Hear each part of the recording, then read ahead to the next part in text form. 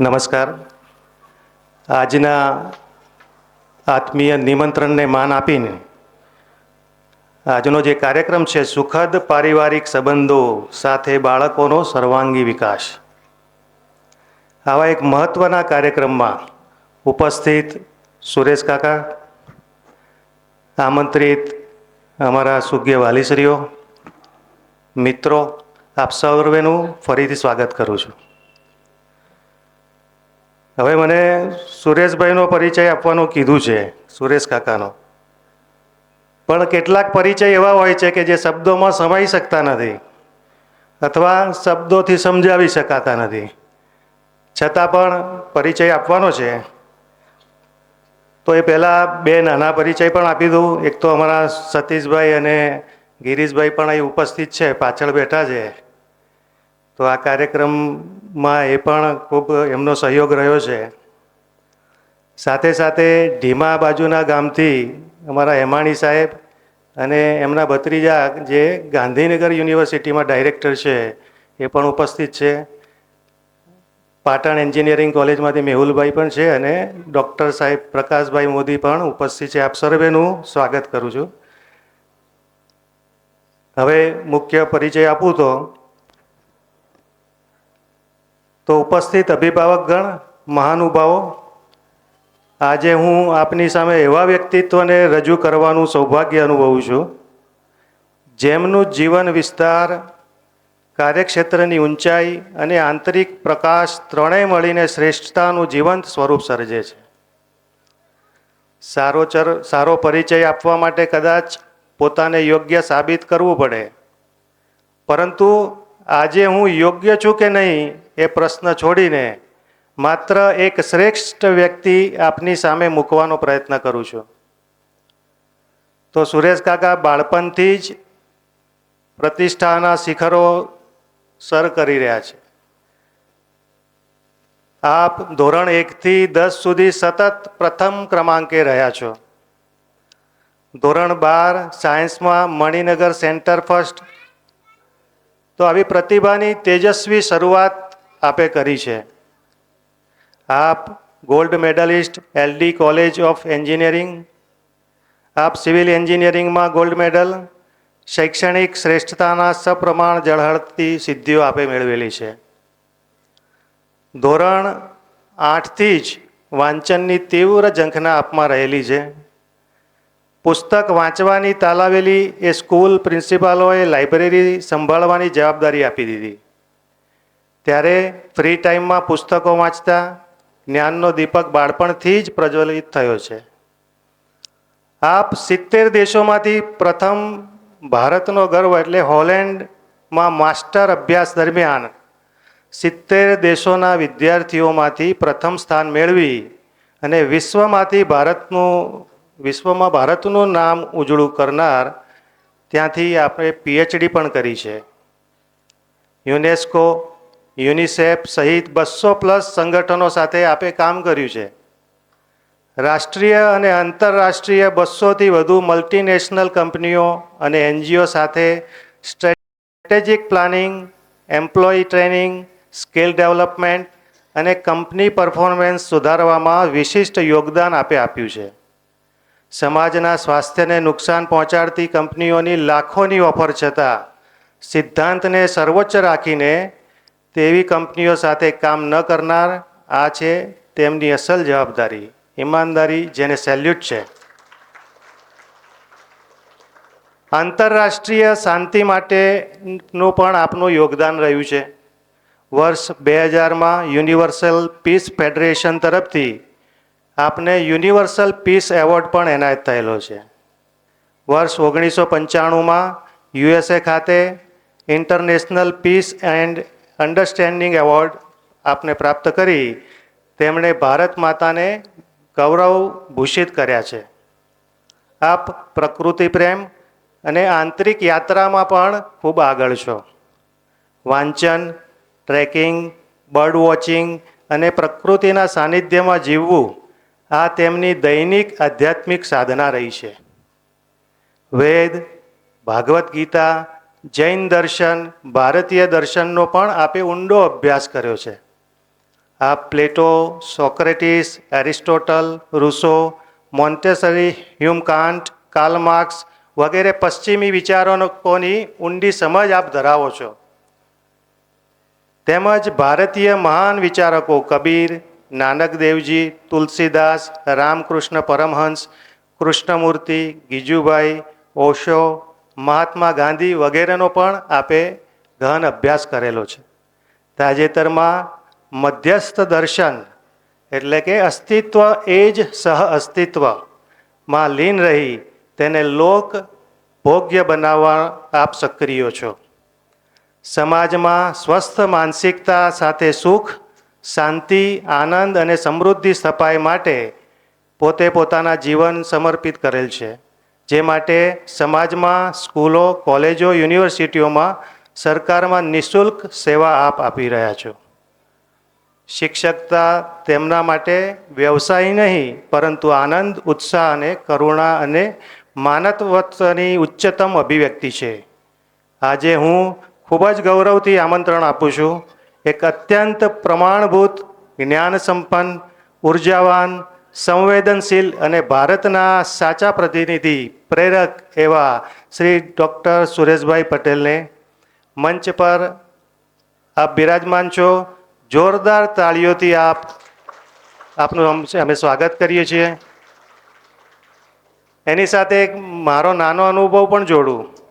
મારો પરિચય પણ એક પરિચય શિબિરથી જ સુરેશ કાકા જોડે થયો છે. પણ એમના મુખ ઉપર જે હાસ્ય હોય છે, જે તાજગી હોય છે, એ કાયમી મેં જોઈ છે. અને આવા જ અમારા ગિરીશભાઈ ને સતીશભાઈ પણ છે કે જે આ જ રાહ પર આગળ વધે છે.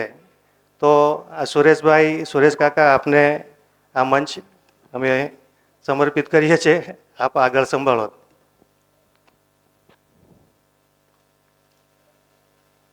ધન્યવાદ. ધન્યવાદ. છેક છેલ્લે પાછળ અવાજ સંભળાય છે મેહુલભાઈ?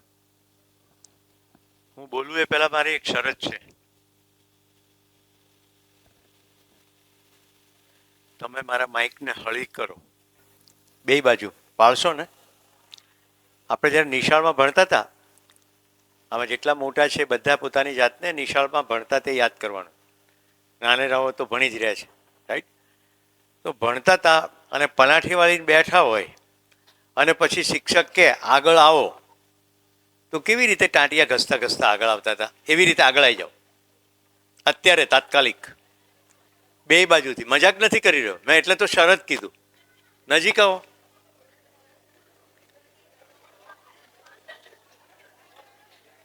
ઊભા થઈને આવવાનું નહોતું, પેલા બેન ઊભા થઈ ગયા. મેં એવું કહ્યું તું કે ટાંટિયા ઘસતા ઘસતા આગળ આવો. હજી આવો, હજી આગળ આવો. શું કામ સંકોચ આવો? હું તમને ટપલી નહીં મારું. અને તમે એકલા થોડા આગળ આવશો, હું આગળ આવી.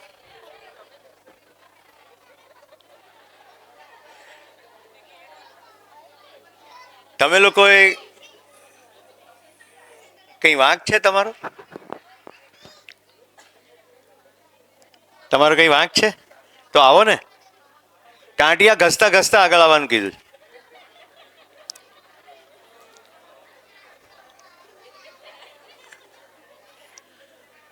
આવતારો બેટા, આવો આવો છે, આગળ આવો, આગળ આવો. પાછળ જો શિક્ષકો છે તો બધા આગળ આવી જાઓ.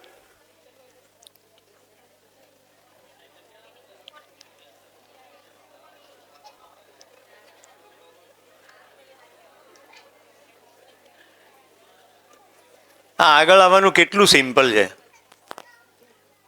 અને મેં તમને ખાલી આગળ આવવાનું કીધું, બધાના ચહેરા હસતા થઈ ગયા. તો જિંદગી આટલી જ સાહજિક છે, પેરેન્ટિંગ પણ આટલું જ સરળ છે અને સંબંધો પણ આટલા જ સુખદ હોઈ શકે. આપણે ખોટો ભાર લઈને ફરીએ છીએ, રાઈટ? મારા વિશે સિદ્ધાર્થભાઈએ જેટલું કીધું ને એ બધું જો કોમ્પ્યુટર આવડતું હોય તો અમે એડિટ, સિલેક્ટ ઓલ કરીને ડિલીટ મારી દો. મારા વિશે જે કહેવાયું તે પૈકી હું અત્યારે એકેય નથી. વાસ્તવિકતા. તમને એમ થાય કે સિવિલ એન્જિનિયરિંગ ભણ્યા નહીં, ભણ્યા, પણ હું અત્યારે સિવિલ એન્જિનિયરિંગની પ્રેક્ટિસ નથી કરતો એટલે હું સિવિલ એન્જિનિયર નથી. રાઈટ? મને કંઈ પણ ઇનામ કે એવોર્ડ મળ્યા હોય તેનું શું કરવાનું? મારે ઘરે માળિયામાં પડ્યા છે, એ અત્યારે કામ લાગે ખરા? પોઈન્ટ સમજાય છે? એ ભૂતકાળ છે, ભવ્ય હોય કે અભવ્ય હોય. આપણે કંઈ પણ કરીએ તો વાત તો વર્તમાનમાં થાય કે ભૂતકાળમાં થાય? વર્તમાનમાં થાય. હવે ક્લાસમાં 100 વિદ્યાર્થીઓ હોય અને બધાના 36, 38, 40 આવે, એમાં જો એકના 42 આવી જાય શું કહેવાય? ક્લાસમાં પહેલો. એટલે પહેલો નંબર આવી જાય એટલે કંઈ મોટી ધાર મારી દીધી એવું નથી.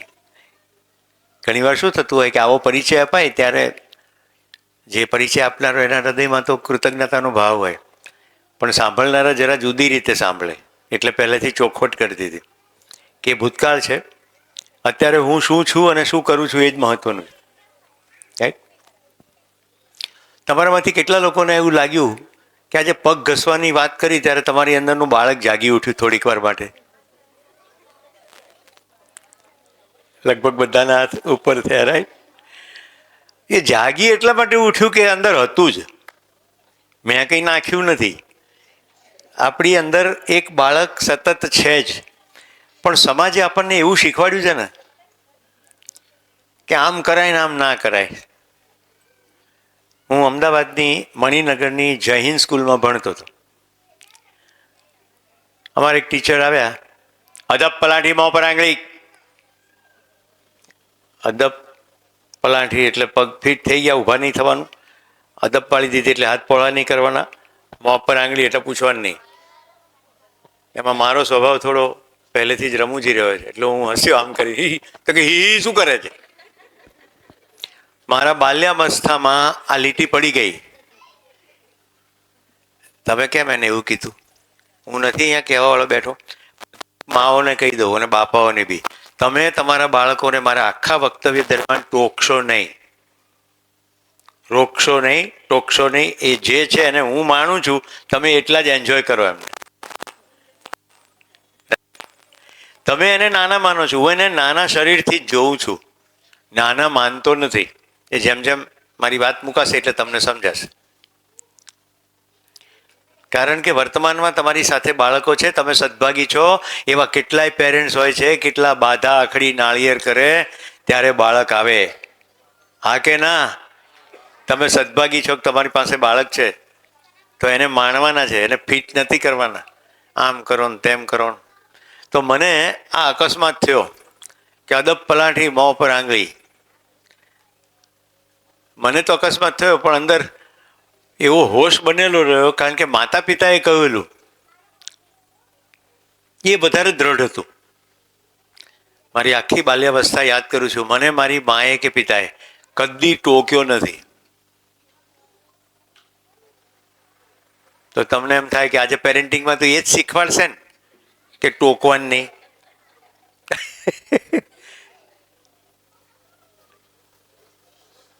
ટોકવાનું, પણ કયા બાબતે ટોકવાનું, કઈ રીતે ટોકવાનું, ક્યારે ટોકવાનું, ટોકવાની જરૂર છે કે નહીં એ પૂછ્યા પછી આ બધા પ્રશ્નો પૂછવા પડે. હું હમણાં જે ઘરે મહેમાન છું એ ઘરે નાનો દીકરો કે મમ્મી આજે નિશાળ નથી જવું. એટલે એની મમ્મી કે જાને પછી 2-3 દિવસ તો પાછી રજા પડવાની જ છે. એટલે મેં એની મમ્મીને કીધું રહેવા દો, ના જાય શું ફેર પડશે? બાળકને પોતાની સ્વતંત્રતા ખરી કે નહીં? હવે એ પ્રશ્ન આવે એટલે કે તરત બધા પેરેન્ટ્સના કાન સરવા થઈ જાય કે અમારું કયું જ કરવું પડે ને. તો હવે મેં તમને નાની પોતાની બાલ્યાવસ્થામાં થોડીક વાર માટે પહોંચાડ્યા. એ કન્ટિન્યુઅસ રાખીને ડોક્યું કરો પોતાની અંદર. શું તમને કોઈ હુકમ કરે, તમને ચલાવે, તમને કે આમ કરો એવું તમને ગમે ખરું? કોઈને પણ ગમે? મારી પરણેલી બધી બહેનોને કહું છું, તમારો ઘરવાળો તમને કે આમ કર ને તેમ કર, ગમે ખરું? ગમે નહીં, કરવું પડે, મજબૂરી. આવી ગયા ક્યાં જવાના? સામાજિક બંધન હોય, પારિવારિક દબાણ હોય, પણ ગમે નહીં. આજે તમારી પાસે આવતા પહેલાં હું મારા દીકરા સાથે વાત કરતો હતો. એનો પરમ મિત્ર, હજી 3 વર્ષનું લગ્ન જીવન છે અને એની પત્ની જતી રહી છે. શું કામ ખબર? બાળક આવી ગયું અને એની પત્નીને તો નોકરી કરવી હતી ને એન્ટરપ્રાઇઝ કરવું હતું ને બિઝનેસ કરવો હતો. બાળક આવી ગયું એટલે હવે એ તો કરી શકે નહીં, એટલે અંદર ધૂંધવાય. માતા તરીકે તો સફળ છે, પણ પેલો એન્ટરપ્રેન્યોર અંદર ભૂસકા મારે, કૂદકા મારે, જવું છે જવું છે. એટલે સાસુમાં શું કહે, હવે આમાં ધ્યાન રાખને. અને એનો વર શું કે હવે બાળક આવી ગયું છે ઉછેરવું ના પડે, અને પોતે ઓફિસ જતો રહે. યુઝ્યુઅલી પુરુષો જતા રહે એમ. વાત છૂટાછેડા સુધી આવીને ઊભી છે. એટલે મારા દીકરાએ મને એવું કીધું, પપ્પા હવે તમારે પિતાની ભૂમિકામાંથી એક્સપર્ટની ભૂમિકામાં આવવું પડશે. કારણ કે મારા દીકરાનો મિત્ર નાનપણથી 1લા ધોરણથી સાથે ભણ્યા, એટલે મારા માટે દીકરો જ થયો ને. હું જે ઉદાહરણ આપું છું સમજાય છે? આજનું તાજું. કોઈ આપણને ચલાવે એ આપણને મંજૂર નથી. પહેલા એ પોતાની અંદર જોઈને સ્પષ્ટ કરો. કોઈ મને હુકમ કરે, કોઈ મારી જિંદગીના નિર્ણયો લે, એ આપણને મંજૂર નથી. જો આટલી મોટી ઉંમરે પહોંચ્યા પછી તમને આ વસ્તુ દ્રઢ થઈ હોય તો તમે તમારા બાળકોને તું આમ કર ને તું તેમ કર એવું એમને ગમે ખરું? એવું એમને ગમે નહીં. આવી જેટલી જલ્દી સમજણ પડી જાય એટલે કેવી રીતે વાત કરવી એ ખબર પડે. જે બાળક માના પેટમાં કુલ 9 મહિના જેટલો સમય ગાળે, એનું દૂધ પીને મોટું થાય, એ જ બાળક એની માને ઘરડા ઘરમાં કેવી રીતે મૂકી શકે? પરમ આશ્ચર્યકારક નથી લાગતું? બે પક્ષે છે. છોકરો પણ, એટલે દીકરી જ કરે એવું નહીં. દીકરો દીકરી કોઈ પણ પોતાના માતા પિતાને ઘરડા ઘરમાં કેમ મૂકી દે? તો ક્યાંક તો કચાશ રહી ગઈ ને. શું કચાશ રહી ગઈ? જ્યાં સુધી તમારા નિયંત્રણમાં છે ત્યાં સુધી એ તમે કહેશો એમ એને કરવું પડશે. જેવું નિયંત્રણ હટ્યું એટલે પછી પોતાનું ધાર્યું જ કરશે. અહીંયા વિષય શું છે? સુખનું સરનામું. પરિવારમાં સુખદ સંબંધો કેવી રીતે રાખવા? તો સૌથી પહેલું, અત્યારે જે લોકો પોતાના બાળકો સાથે આવ્યા છે એ બાળકનું ચિત્ર મનોમન લઈ આવો પોતાની અંદર, અને પોતાની જાતને પ્રશ્ન પૂછો કે મારું બાળક બીજા કરતાં ઊંચું નીચું, કાળું ધોળું, હોશિયાર ઠફોળ, આવું કમ્પેરિઝન થઈ જાય છે કે નથી થઈ જતું? થઈ જાય છે. એનો મતલબ એ થયો કે માએ મારા બાળકનો જેવો છે તેવો સ્વીકાર કર્યો નથી. એને હંમેશા મેં બીજાના સંદર્ભમાં જ જોયું. મિત્રો, હું અત્યારે 3 શાળામાં ટ્રસ્ટી છું અને એક શાળામાં નિયામક તરીકે રહ્યો.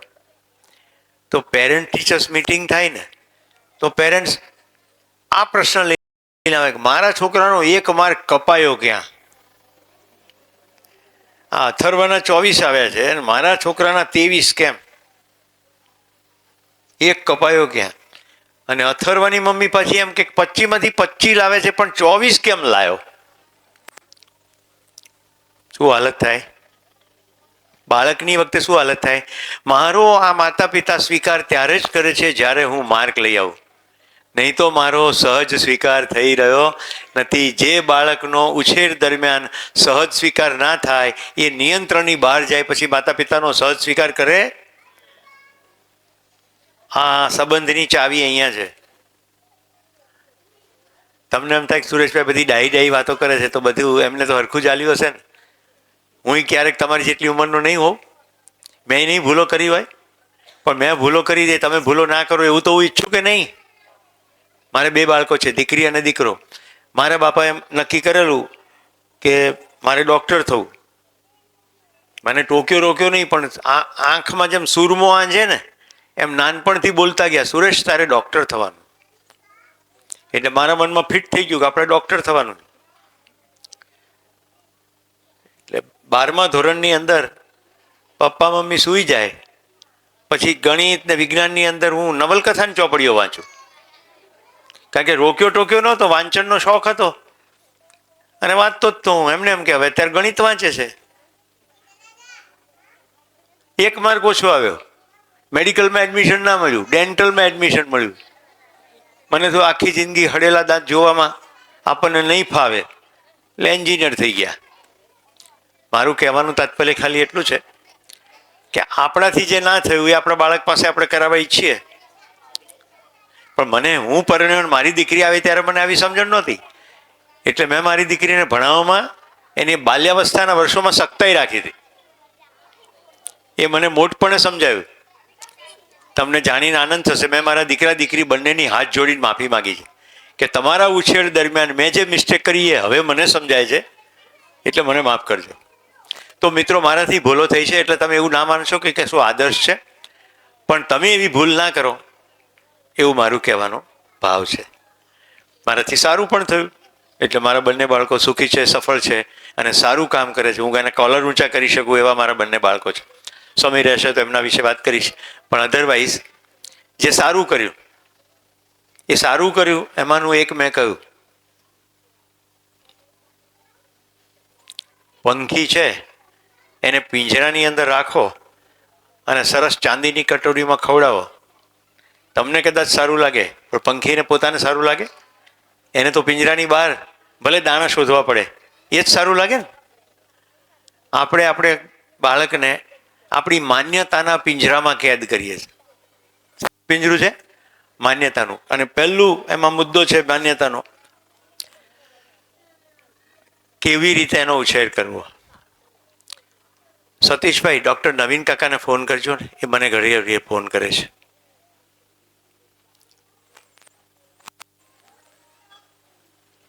મારી માન્યતા કે આ મારું બાળક આવું હોવું જોઈએ, અને એ પાછું કોના કમ્પેરિઝનમાં? કોઈ બીજાના બાળકના કમ્પેરિઝનમાં. કોઈ બીજું બાળક માર્ક લાવ્યું છે તો માર્કનું કમ્પેરિઝન. કોઈ બીજું બાળક કોઈ સ્પોર્ટ્સમાં ભાગ લે છે, એ સ્પોર્ટ્સમાં કંઈક આગળ વધ્યું તો એમાં કમ્પેરિઝન. શહેરોની અંદર તો એટલી હાલત ખરાબ છે કે બાળક નિશાળેથી ઘરે આવે પછી એને શેરી રમત રમવાનો સ્કોપ નથી, કારણ કે એની મા ઈચ્છે છે કે તું આ ક્લાસ કર અને બાપા ઈચ્છે છે કે તું પેલો ક્લાસ કર. પછી ટ્યુશન, સરવાળે બાળક લોથ પોથ થઈ જાય.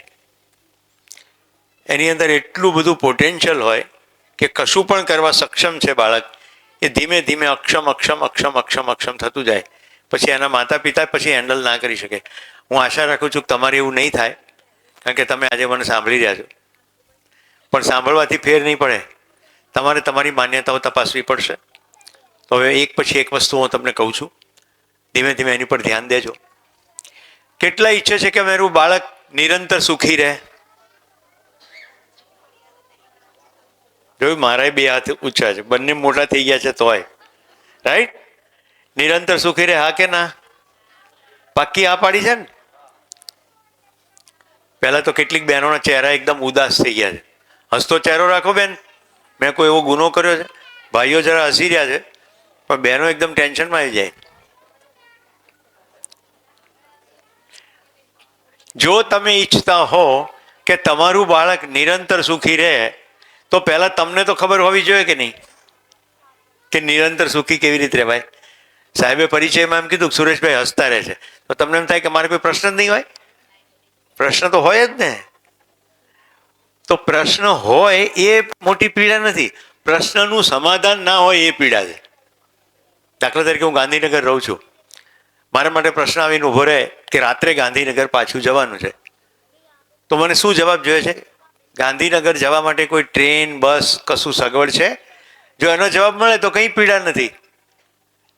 હા કે ના? તમને તાવ આવે અને ડૉક્ટર એમ કે કંઈ નથી, આ તો મેલેરિયા છે, અને હવે તો થતોય નથી, વળી તમને ક્યાંથી થયો? રાઈટ? આ 2 ટીકડી લારિયાગોની ખાઈ લો, રેડી થઈ જાય.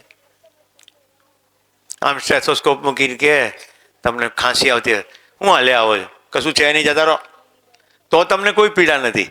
પણ સ્ટેથોસ્કોપ મૂકીને એમ કે એક્સરે કરાવવો પડશે, તો જ્યાં સુધી એક્સરેનો રિપોર્ટ ના આવે ત્યાં સુધી માથા ઉપર ટેન્શન રહે. કેટલા મારી સાથે સહમત છે?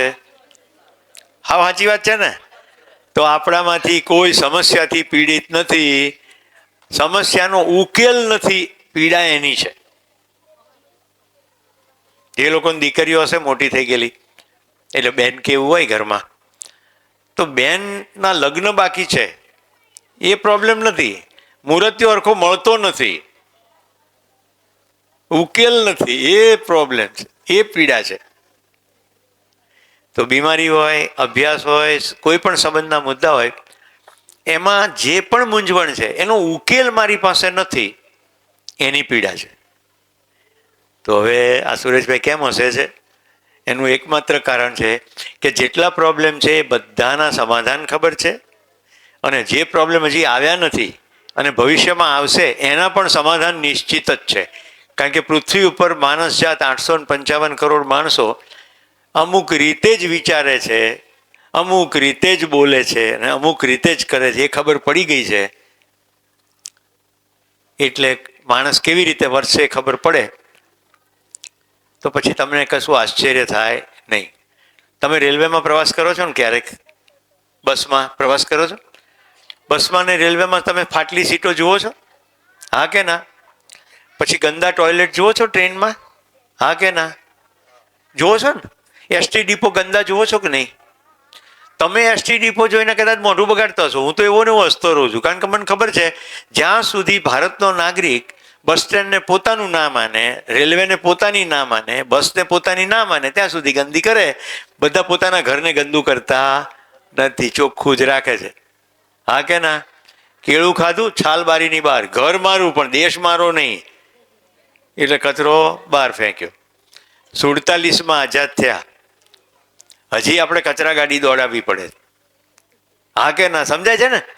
જ્યાં મને મારું લાગે છે ત્યાં તો કંઈ તકલીફ નથી, હરખું જ રાખીએ તો દેશ મારો લાગતો નથી, ગાડી મારી લાગતી નથી. ખબર પડી ગઈ તો કશું ગંદુ જોઈને કંઈક આશ્ચર્ય થતું નથી, ખરાબી લાગતું નથી. પરફેક્ટ ખબર પડે છે કે આને આવી સમજણ પડશે નહીં ત્યાં સુધી આવું થવાનું છે. તો હવે મારે કરવાનું શું? તો મારે એટલું જ કરવાનું કે મને સમજણ પડી ગઈ તો મારે એવું નહીં કરવાનું. તમને એમ થાય કે તમે 1 કરો શું થાય? એવી રીતે 1 થી 2 થાય, 2 થી 2000 થાય, અને એવી રીતે પૃથ્વી આખી છવાઈ જાય સમાધાનોથી. કોઈને એમ થાય કે સુરેશભાઈ તમારી પાસે એનું પ્રૂફ છે? હા છે. તમારી પાસે મોબાઈલ છે? હા કે ના? દરેકની પાસે મોબાઈલ તો હશે જ. હવે તો સમસ્યા એ હશે કે મોબાઈલથી દૂર કેવી રીતે રહેવું, ખરું કે નહીં? તમારી જેવા એક ભાઈ, તમે દાઢીવાળા ભાઈ, તમારી જેવા એક ભાઈ એક નાના બાળકને લઈને, હું બોમ્બે પ્રવાસ કરતો હતો, એના સામે એની બર્થ ઉપર સૂતેલા, આમ મોબાઈલ લઈને, અને એનું છોકરું એની બાજુમાં મોબાઈલ લઈને જુએ.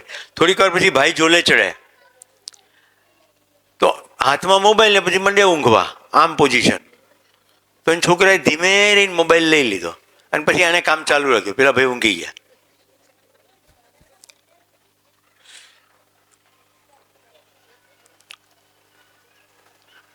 તમારી પાસે મોબાઈલ છે, તમે મોબાઈલની શોધ કરી? તમે કરી? જાણો છો ટેકનોલોજી કેવી રીતે કામ કરે છે? ના. કોઈ એકને મનમાં એવો પ્રશ્ન થયો કે મારે મારા મિત્ર સાથે વાત કરવી છે પણ એ તો બીજા ગામમાં રહે છે, તો કેવી રીતે કરવી? એ શોધખોળના અંતે ફોન શોધાઈ ગયો. પછી એવું થયું કે મારો મિત્ર તો દુનિયાના બીજા દેશમાં રહે, તો બીજા દેશ સુધી વાત થાય એવી રીતના ફોન શોધાઈ ગયા. અત્યારે સેટેલાઇટ ફોન આવી ગયા છે. એવરેસ્ટની ટોચ ઉપર કોઈ ગયું હોય ને એની સાથે વાત કરવી હોય તો સેટેલાઇટ ફોનથી વાત થાય. ત્યાં રિલાયન્સનું નેટવર્ક ના હોય. તો કોઈકને સમાધાન માટેનો પ્રયત્ન કરવાનું સૂઝ્યું, એ આખી માનવજાત પાસે મોબાઈલ થઈ ગયા કે નહીં? આ ખ્યાલ આવે છે? જો સમાધાન મળી જાય, અને એવું સમાધાન મળે કે બધાને સ્વીકૃત હોય, તો ધીમે ધીમે ધીમે આખી માનવજાતમાં ફેલાઈ જશે. તો કમસે કમ આટલું જૂથ જે તમે અહીંયા બેઠા છો, જો તમે એક વસ્તુ પકડી લો કે તમારા બાળકને સ્વતંત્રતા જોઈએ છે અને તમે સ્વતંત્રતા આપવાની નિષ્ઠા કરો, તો તમારા ઘરમાં સ્વતંત્ર બાળકો ઊભા થાય, મોટા થાય, ઉછળી જાય, તો ભવિષ્યમાં દેશ સ્વતંત્ર થાય. અત્યારે દેશ સ્વતંત્ર નથી. કેવું નવું લાગે છે ને? તો હવે થાય કે આ સ્વતંત્ર નથી એમ કેમ કહેતા હશે? તો 3 શબ્દો: સ્વતંત્રતા અને સ્વરાજ્ય.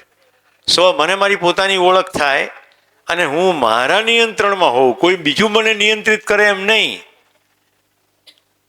મને પોતાને ખબર પડે કે મારે શું કરાય ને શું ના કરાય, એને કહેવાય સ્વતંત્ર. એવા સ્વતંત્ર માણસો ભેગા થઈને દેશ ચલાવે તો સ્વતંત્રતા કહેવાય. કેટલાની વાત ગળે ઉતરે છે. સ્વની ખબર ના હોય તો સ્વતંત્રતા કેવી રીતે થાય? રાઈટ. તો પોતાની ખબર પાડવાનો પ્રયત્ન કરીએ આપણે. સંબંધમાં સુખ ત્યારે આવે જ્યારે મને બીજો સમજાય. આપણી ડખા સંબંધના શું છે એ મને સમજતા જ નથી. બહેનોનો આ કોમન ક્વેશ્ચન, જો બધી બહેનો હસી પડી, એ મને સમજતા નથી. તમને એમ થાય કે સુરેશભાઈને કેવી રીતે ખબર? મારી પત્ની મને કે આખું ગામ, તમે એક મને નથી સમજતા, અને પાછા બહાર જઈને એમ કહો છો કે હું બધાને સમજાવું છું. ડાયલોગ તો આવો જ આવે છે. હું કંઈ ખોટું નહીં બોલું, જે છે ટ્રાન્સપરન્ટ કહીશ. ગુસ્સો આવે એ ત્યારે વ્યક્તિ જે પહેલાનું ભેગું થયેલું હોય ને એ જ બોલે. એક સમયમાં નહીં સમજતો હું તો યાદ રાખ્યું છે.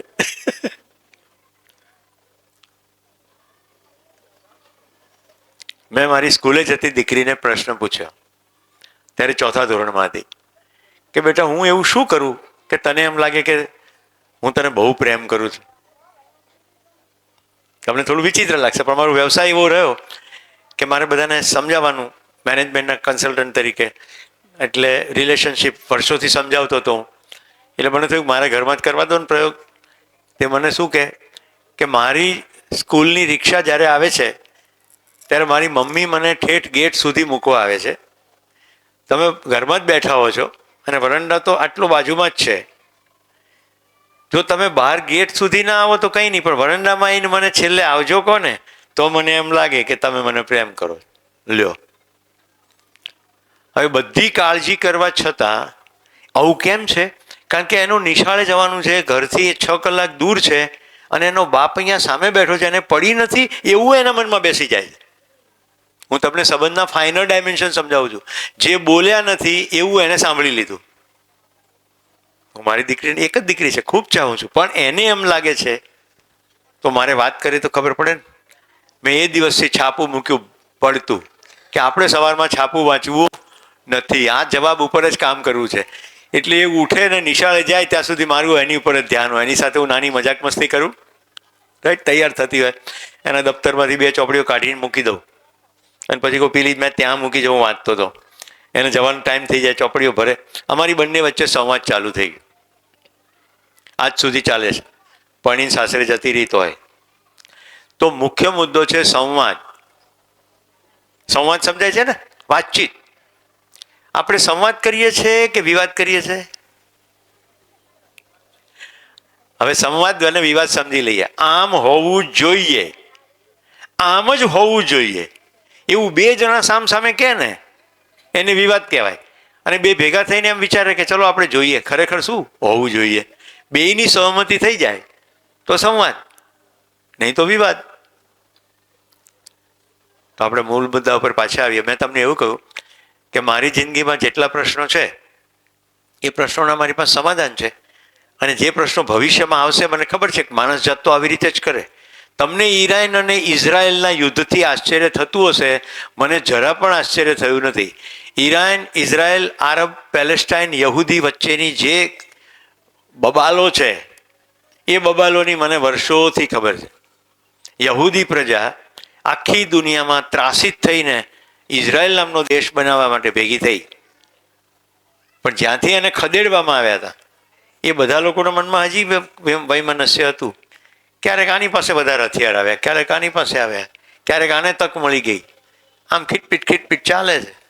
કોઈ આશ્ચર્ય નહીં. હું યુદ્ધના સમાચાર જોતો પણ નથી. સાહેબ શું ખબર જ ફિક્સ છે, અમુક બોમ્બ પડશે તો 2 માણસો મળશે, અમુક પડશે તો એક સામટા 2000 મળી જાય. હા કે ના? મારા એક મિત્ર, કોલેજ કાલના મિત્રે મને લખ્યું, સુરેશ તું છાપા બાપા વાંચે છે, ખાલી વિદ્યાના શિબિરો કરે છે, રિફાઇનરીઓ ઉપર બધે બોમ્બ પડ્યા. એટલે મેં એને જવાબમાં લખ્યું, રિફાઇનરી ઉપર બોમ્બ પડે એટલે રિફાઇનરી સળગી જાય, તેલનો ગુણધર્મ છે. અને જે દેશમાં રિફાઇનરીઓ હોય એ દેશને બબાલ થાય તો રિફાઇનરી ઉપર બોમ્બ પડે. આમાં નવું શું છે? તું કશું નવું કે? એટલે એને મને એવું કહ્યું કે તો તું નવું કે તારી પાસે? મેં કહ્યું નવું એ છે કે ખામેનેઈના ઘરમાં જેટલા બચ્યા છે એ પેલા નેતાન્યાહુને એમ કે આવતો રે, લે આપણે ભેગા બેહીને વાડીલાલ આઈસ્ક્રીમ ખાઈએ. આ શું યાર, મેલને બધું પડતું, કંઈ લડવું નહીં. આને નવું કહેવાય. આવા સમાચાર આવે તો તમે કેટલા રાજી થશો કે બે દેશના નેતાઓ ભેગા થઈને વાડીલાલ આઈસ્ક્રીમ ખાવા પાલનપુરમાં કોઈ ફેમસ ડેરી છે માધવ ને, પેલી મારામારી લસ્સી અહીંયા છે કે મહેસાણા છે? ગાલવની મારામારી લસ્સી. હવે મેં તો ખાધી નથી, ખાલી નામ સાંભળ્યું છે. ભાઈ યોગીનભાઈ, ગિરીશભાઈ યાદ રાખજો, ભવિષ્યમાં ખવડાવી દેજો, નહીં તો મારી જિંદગી નિષ્ફળ જાય. આ મજાક કરું છું. તો સમાધાનનો પહેલો મુદ્દો મેં કહ્યો. તો પ્રશ્નો કેવી રીતે છે? તો પ્રશ્નોનું મૂળમાં જઈએ આપણે. મેં તમને કહ્યું નિરંતર મજા આવે એવું જાણવું છે ને, રાઈટ? બધા મનોમન એક્સરસાઇઝ કરજો. હા, એક સારી જિંદગી જીવવા માટે શું જોઈએ? મનમાં ભાઈઓ તમે પણ પર્સ ખુલ્લું મૂકી દો અને વિચારી લો, એક સારી જિંદગી જીવવા માટે શું જોઈએ?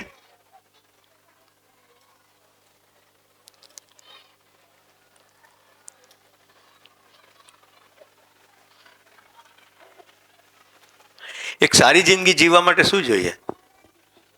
આવી મજાની દીકરી જોઈએ. એવું કેટલાને લાગે છે?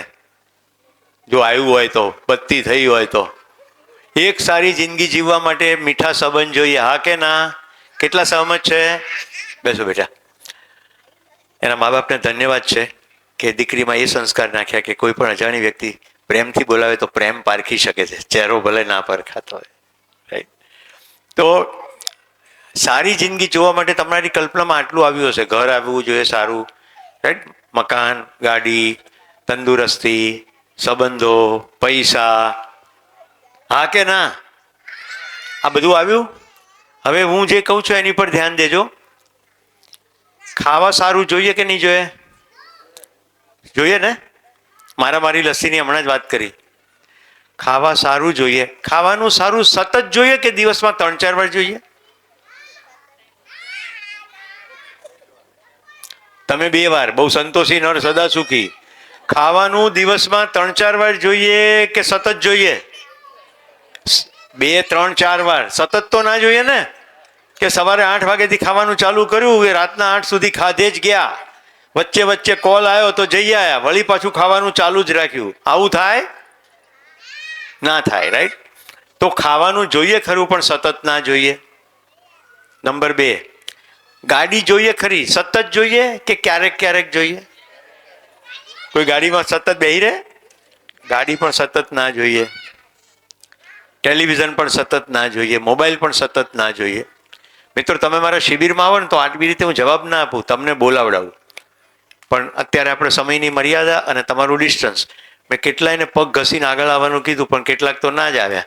બધા માજીઓ પાછળ બેઠા છે, નાની નાની બાલિકાઓ બધી આવી ગઈ.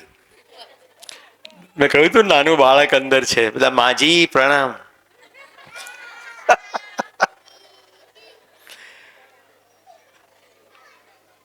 સતત ના જોઈએ. ગાડી સતત ના જોઈએ, ફોન સતત ના જોઈએ. હવે તમારામાંથી જેને જવાબ જડે કે જો સતત શું જોઈએ, હાથ ઉપર કરીને કહો. યસ બેટા, શાબાશ, બોલો. સતત શું જોઈએ? મમ્મી સતત જોઈએ. કેટલા સહમત છે? એ નાનકડી દીકરી કે છે મમ્મી સતત જોઈએ. જો એટલે હું કહું છું, શરીર નાનું છે, સમજણ નાની હોય એવું જરૂરી નથી. સંબંધ સતત જોઈએ. કેટલા સહમત છે મારી સાથે? સંબંધ સતત જોઈએ. સંબંધ સતત જોઈએ. સંબંધ મીઠા જોઈએ. સંબંધમાં ડખા ના જોઈએ. તંદુરસ્તી સતત જોઈએ. શાંતિ સતત જોઈએ. તમારે એવું છે કે ગુરુવાર ટેન્શન આવે ચાલે અને રવિવાર તો ઊંઘ નહીં આવે તો વાંધો નહીં, આખી રાત ભલે તાણ રહ્યું, એવું ચાલે? 4 શબ્દો કહું છું: સુખ, શાંતિ, સંતોષ અને આનંદ. 4 શબ્દો મારા પરિચયમાં વાપર્યા હતા. ચારેયનું ટૂંકમાં તમને વર્ણન કરીને કહું. તમારે ઘરમાં મહેમાન આવવાના હોય અને ઘરમાં સામાન ના હોય બહેનોને, તો પીડા થાય કે ના થાય? થાય. તમારે દીકરા દીકરીની ફી ભરવાની હોય અને પૈસા ના હોય તો પીડા થાય, રાઈટ? પણ આ બેઉ પક્ષે પ્રશ્નો હોય અને સામાન હોય પૈસા હોય તો પીડા થાય ખરી? ના થાય. તો જો પ્રશ્નોના સમાધાન પહેલેથી મળી જાય તો કોઈ પ્રકારનું તાણ કે પીડા રહે નહીં. આને કહેવાય સુખ. ક્લિયર? અચ્છા, ભાઈઓની સાથે વાત કરું. લગભગ બધા ભાઈઓ મારી સાથે સહમત થશે. કે આપણે કમાતા હોઈએ પણ આપણો નાનો ભાઈ કે બાપા કે પત્નીને એમ લાગે કે બરાબર નથી કમાતા, તો ઘરમાં ખટપટ થાય કે ના થાય? થાય કે નહીં? પણ ઘરના બધાને એમ લાગે કે તમે પૂરતું કમાઓ છો, તો વાતચીત કેવી થાય? હવે કંઈ જવું નથી, બેસને બહુ ધંધો કર્યો, સાથે બેસીને વાતો કરીએ. કેટલા મારી સાથે સહમત છે? કેવું સરસ. તો બીજો મુદ્દો છે સમૃદ્ધિનો ભાવ. જ્યારે તમને એમ થાય આપણી પાસે પૂરતું છે, બીજા બેને બી ખવડાવી શકીએ એટલું છે, આ સ્થિતિને કહેવાય શાંતિ. સમૃદ્ધિનો ભાવ આવી જાય મનમાં, શાંતિ, બધું બરાબર છે. રાઈટ? તમને કોઈને થાય સુરેશભાઈ તમારે સમૃદ્ધિ કેટલી, તો તમને જાણીને તમને બી રાજી થશો. ગુજરાતનું કોઈ શહેર એવું બાકી નહીં કે જ્યાં મારે રહેવા માટે ઓટલો અને રોટલો નથી. હું જીવન વિદ્યાના કોઈ પણ કાર્યક્રમમાં એક પણ પૈસા લેતો નથી, છતાં બધે ઘરો છે, બધા પરિવારો છે. અને ભાઈ સિદ્ધાર્થભાઈને વંદન કરું છું. મને 3 સંબોધન કર્યા એમણે મારી સ્પીચમાં. સુરેશ દાદાથી શરૂ કર્યું, પછી સુરેશ કાકા કીધું, અને પરિચય કરતી વખતે ભાઈ કીધું. બોલો, એક વ્યક્તિ સાથે મારે 3 સંબંધ છે. મને દાદા કીધું એટલે હુકમ કરી શકું કે નહીં કે ભાઈ આ સ્પીચ પતે એટલે મારી લઈ આવજો, નહીં તો નહીં હાલે, ઘરે જવા નહીં દઉં. તો દાદાગીરી કરી શકું. દાદા હોય તો દાદાગીરી થાય ને. તો 3 સંબંધો એક જ વ્યક્તિ સાથે. હું જે ઘરે રહું છું ત્યાં પણ મને આ મલ્ટિપલ સંબંધો છે. રાઈટ? 50 દીકરા દીકરીઓ એવા છે કે જેમને પોતાના પપ્પાઓ મમ્મીઓ છે એ મને પાપા, પપ્પા, બાપા કહીને બોલાવે. સુખ કે દુઃખ? સુખ.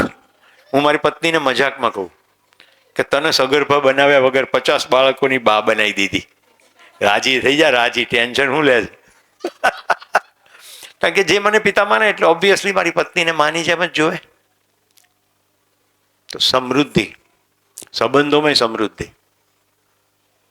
તો આને કહેવાય શાંતિ. હવે ત્રીજું, તમારા ઘરની કોઈ પણ વ્યક્તિ સમાજમાં બહાર ગઈ હોય 4 વાગે કે 5 વાગે આવી જઈશ અને રાતના 10 સુધી ના આવે તો ટેન્શન થાય કે ના થાય? તો સમાજમાં જ્યાં સુધી સુરક્ષાની વ્યવસ્થા ના હોય, અભય ના હોય, ત્યાં સુધી આપણને સંતોષ થાય નહીં. તો સમાજની સ્થિતિ અભયવાળી થાય એને જ કહેવાય સંતોષ. મેં 3 શબ્દો કીધા. મનમાં તમામ પ્રશ્નોના જવાબ હોય એને કહેવાય સુખ, પરિવારમાં ખેંચમતાણ ના હોય એને કહેવાય શાંતિ, સમાજમાં અભય હોય એને કહેવાય સંતોષ. અચ્છા, બધું બરાબર હોય પણ તોડી નાખે એવી ગરમી પડે તો ચાલે? ગમે ત્યારે વરસાદ પડે તો ચાલે? સુનામી ચાલે? ભૂકંપ ચાલે? નહીં. તો પ્રકૃતિમાં સંતુલન થઈ જાય, અત્યારે તો નથી, ત્યારે આનંદ કહેવાય. ત્યાં સુધી આનંદ કહેવાય નહીં. આનંદની દિશામાં પ્રયત્ન ખરો પણ આનંદ કહેવાય નહીં. તો દરેક માણસની આ 4 વસ્તુની ભૂખ છે અને દરેક માણસે 4 વસ્તુમાં આગળ વધી શકે અને પ્રાપ્ત કરી શકે એવી તાકાત છે. હવે આપણે નિશાળે જતા રહીએ, તમને એમ થાય દરેક માણસમાં આવી તાકાત છે? યસ. દૂર પશ્ચિમના દેશમાં ગ્રેટા નામની 14 વર્ષની દીકરી નિશાળની બહાર પાટીઓ લઈને બેસી ગઈ. એમાં લખ્યું હતું મારે ભણવું નથી કારણ કે પૃથ્વી ખતમ થઈ જવાની છે એટલે ભણવાનો કોઈ અર્થ નથી. એટલે પ્રિન્સિપાલ બહાર આવે કે બેટા તું આમ કેમ કરે છે? તો કે તમે તો જાણો છો ગ્લોબલ વોર્મિંગ આટલું બધું થઈ રહ્યું છે, સરવાળે પૃથ્વી ખતમ જ થઈ જવાની હોય તો ભણીને કરવાનું શું? એટલે મારે નથી આવવું નિશાળમાં. ધીમે ધીમે વાત ફેલાતી ચાલી. નિશાળ પતી ગઈ, ઘરે ગઈ, બીજે દિવસે પાછું પાટીઓ લઈને બેસી ગઈ. એની બહેનપણીઓ આવવા માંડી કે તું કેમ બેઠી છે? બીજા બેસવા માંડ્યા.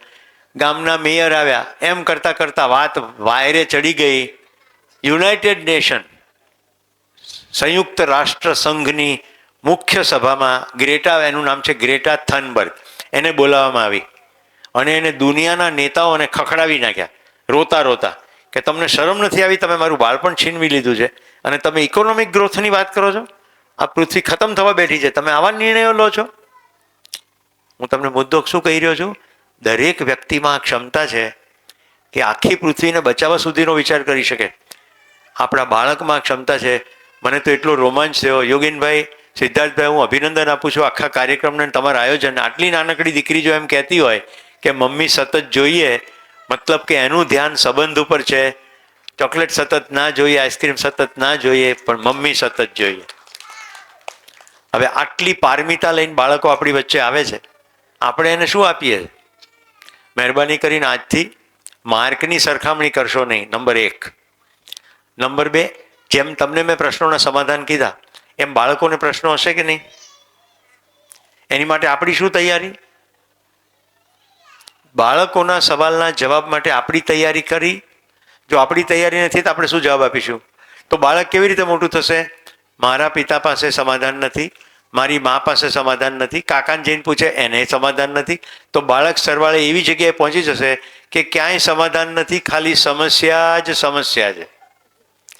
આવું બાળક મોટું થઈને આત્મવિશ્વાસથી સભર હશે ખરું? ના. મને કહેતા દુઃખ થાય છે, ઢગલો માર્ક લાવેલા બાળકો જીપીએસસીના ઇન્ટરવ્યૂમાં આવે તો 2 પ્રશ્નો સરખા ફેસ કરી શકતા નથી. ચિઠ્ઠી લઈને આવ્યા હોય તો પાછા જતા રહેજો. એટલે સમયની ચિઠ્ઠી લઈને આવ્યા હોય તો પાછા જતા રહે. અમારે જેવા સ્ટેજ ઉપર બેઠેલાને સૌથી ખરાબ લાગતું હોય ને તે કોઈ આવીને કાગળમાં લખ્યું હોય હવે બંધ કરો. તો હવે હું તમને કહી દઉં, સિદ્ધાર્થભાઈ ને યોગીનભાઈની પરમિશન લીધા વગર આ સભા તમારા તમામ પ્રશ્નો પૂરા થશે ત્યાં સુધી ચાલશે. મંજૂર? હું તમારા માટે આવ્યો છું. ક્યાંથી? બડી દૂર સે આએ હૈ, પ્યાર કા તોહફા લાએ હૈ. રફી સાહેબનું આ ગીત છે. હું ગાંધીનગર રહું છું અને અહીંયા સુધી આવવાનો પર્પઝ એ જ છે કે એમ કરીને તમને ઉપયોગી થાઉં. રાઈટ? મને સમાધાન મળ્યું હોય પણ હું એકલું સમાધાન લઈને શું કરું? બધાની જિંદગીમાં સમાધાન આવે તો સમાજમાં અભય આવશે ને. થોડા સરસ મુદ્દાઓ આવ્યા છે એને હું લઈતા પહેલા વાતને પહેલા સમેટી લઉં. આ તમારો તો પ્રશ્ન નથી ને બેટા? તો મને અપેક્ષા નહોતી કે બાળકો સભામાં હશે, પણ બાળકો સભામાં છે એટલે હું થોડી સંયત ભાષામાં વાત કરું છું. ભવિષ્યમાં આપણે મળીશું ત્યારે બાળકોની અનુપસ્થિતિમાં મળીશું, કારણ કે કેટલીક બાબતો એવી છે કે જે ખાલી માતા પિતાએ સાંભળવાની હોય. તો હવે એમ પ્રશ્ન થાય કે શું તમામ પ્રશ્નોના સમાધાન શક્ય છે? હા. આગામી સમયમાં હું જ આવવાનો છું અને અહીંયા પાલનપુરમાં જ આવવાનો છું. 28મી એપ્રિલથી 2જી મે. કાર્યક્રમનું નામ આ જ છે, સુખનું સરનામું ને અહીંયા તારીખ લખેલી. બરાબર? એ 5 દિવસના શિબિરના અંતે તમે પણ કહેશો કે અમારી પાસે બધા પ્રશ્નોનો જવાબ છે. ઓકે? તમને એમ થાય કે ક્યાંથી આવ્યું? આ ફોટામાં ઉપર ડાબી બાજુ દેખાય છે? આખા કાર્યક્રમના મૂળમાં જે છે એ એક સમયમાં સાવ નાનો બાળક હતો, એ નાગરાજજી એમનું નામ. બાલ્યાવસ્થામાં ઘરમાં વેદ મંત્રોનો ધ્વનિ ચાલતો હતો. એના માતા પિતા તો એવી સ્થિતિ હતા કે શંકરાચાર્યને વેદ ભણાવે. એ બાળક પૂછે છે કે બ્રહ્મ સત્ય કહો છો, જગત મિથ્યા કહો છો, અને જગત તો પાછું બ્રહ્મમાંથી આવ્યું છે, તો કેવી રીતે મિથ્યા હોઈ શકે? જો એક પ્રશ્ન એના માટે એમણે પોતાની જિંદગી લગાડી દીધી, તપસ્યા કરી, સમાધિ પછી એમણે આખા અસ્તિત્વનું અધ્યયન કર્યું અને એને પરિણામે આખું આ દર્શન હાથમાં આવી ગયું, જેમાં પૃથ્વીની તમામ સમસ્યાનો તર્કબદ્ધ જવાબ છે. 855 કરોડ માણસો સ્વીકારી શકે, સમજી શકે એવું છે. કોઈ ફોટો નહીં, કોઈ દેવી દેવતા નહીં, કોઈ મંત્ર પૂજા નહીં. જેમ નિશાળમાં આપણે ભૌતિક વિજ્ઞાનના નિયમો સમજીએ, રસાયણ વિજ્ઞાનના નિયમો સમજીએ, એમ જિંદગીના નિયમો સમજીએ. હવે તમને એમ થાય કે નિયમ શું? એક નિયમ બતાડું.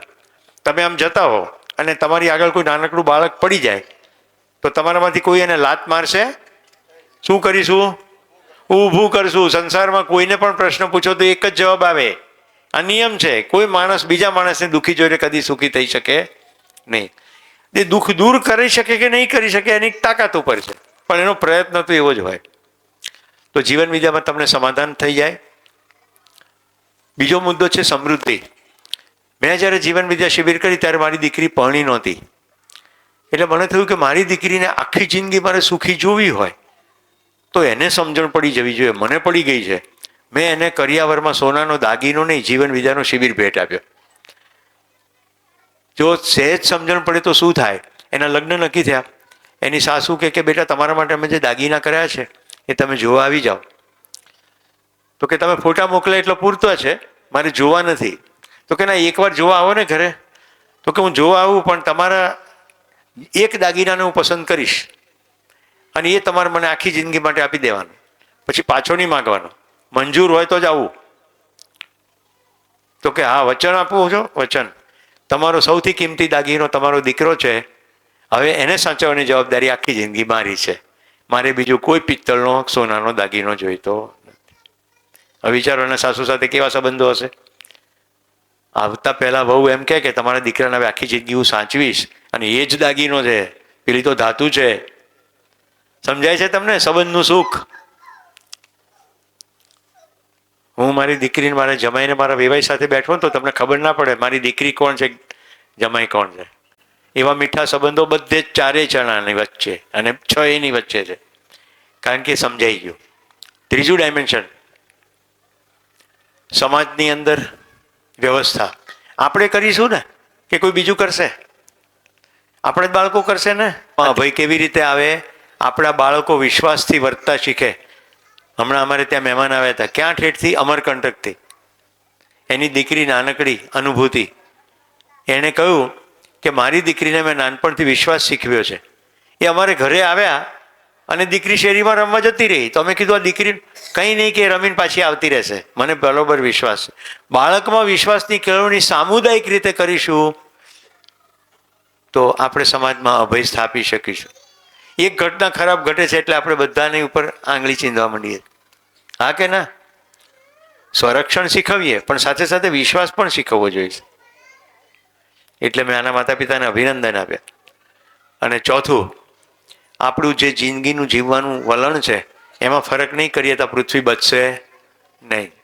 આપણે બેફામ રીતે બધું કરીએ. હમણાં હવે ખબર પડી ગઈ કે સંબંધમાં સુખ છે, વસ્તુઓમાં સતત સુખ નથી, તો વસ્તુઓ પાછળ દોડીશું કે સંબંધ? કેટલા ઘરોમાં જમ્યા પછી ટીવીને બદલે પરસ્પર વાતો કરવાનો રિવાજ છે, અને એવી વાતો કે તમને આજે ક્યાં મૂંઝવણ થઈ, તને આજે ક્યાં વધારે ખુશી મળી. દીકરા દીકરી, પતિ પત્ની બધા છે, એકે હાથ ઉપર થતો નથી. તમે બધા સાંજે શાહરૂખ ખાન ને બધા દીપિકા પાદુકોણ સાથે હો છો, પરસ્પર હોતા જ નથી. રાઈટ? મારા ઘરના બંને બાળકો વગર ટીવીએ મોટા થયા છે. હું ફોરેન ભણીને પાછો આવ્યો, ઘરમાં ટીવી હતું, પહેલું કામ ટીવી વેચી નાખ્યું, કારણ કે મેં ત્યાં જોઈ લીધું હતું. ટીવી જોઈ જોઈને છોકરાએ કાર્ટૂન જેવા થઈ જાય, કારણ કે નાના હોય ત્યારે કાર્ટૂન જોવે, ટોમ એન્ડ જેરી, અને ટોમ એન્ડ જેરી જેવું કરે. પછી બીજું, પેલા બધા સોપ એટલે કે સિરિયલો, બધા મેકઅપ કરીને ડ્રોઈંગ રૂમમાં લાઇનસર ઊભા રહીને એકબીજાની સામે પ્રપંચ કરે. એટલે આટલો મેકઅપ કર્યા પછી ગુસ્સો આવે? આમ બધા સરસ તૈયાર થઈ જાય, લાઇનસર ઊભા રહે. તો આવું વાહિયાત જોઈએ આપણે, તો આપણા બાળકો વાહિયાત જોતા જોતા મોટા થાય શું થાય? આઈ થિંક કેટલાને આ સ્પષ્ટ થાય છે હું જે કહું છું તે? સ્પષ્ટ થાય છે? Very good. તો હવે તમારા સવાલો લઈએ.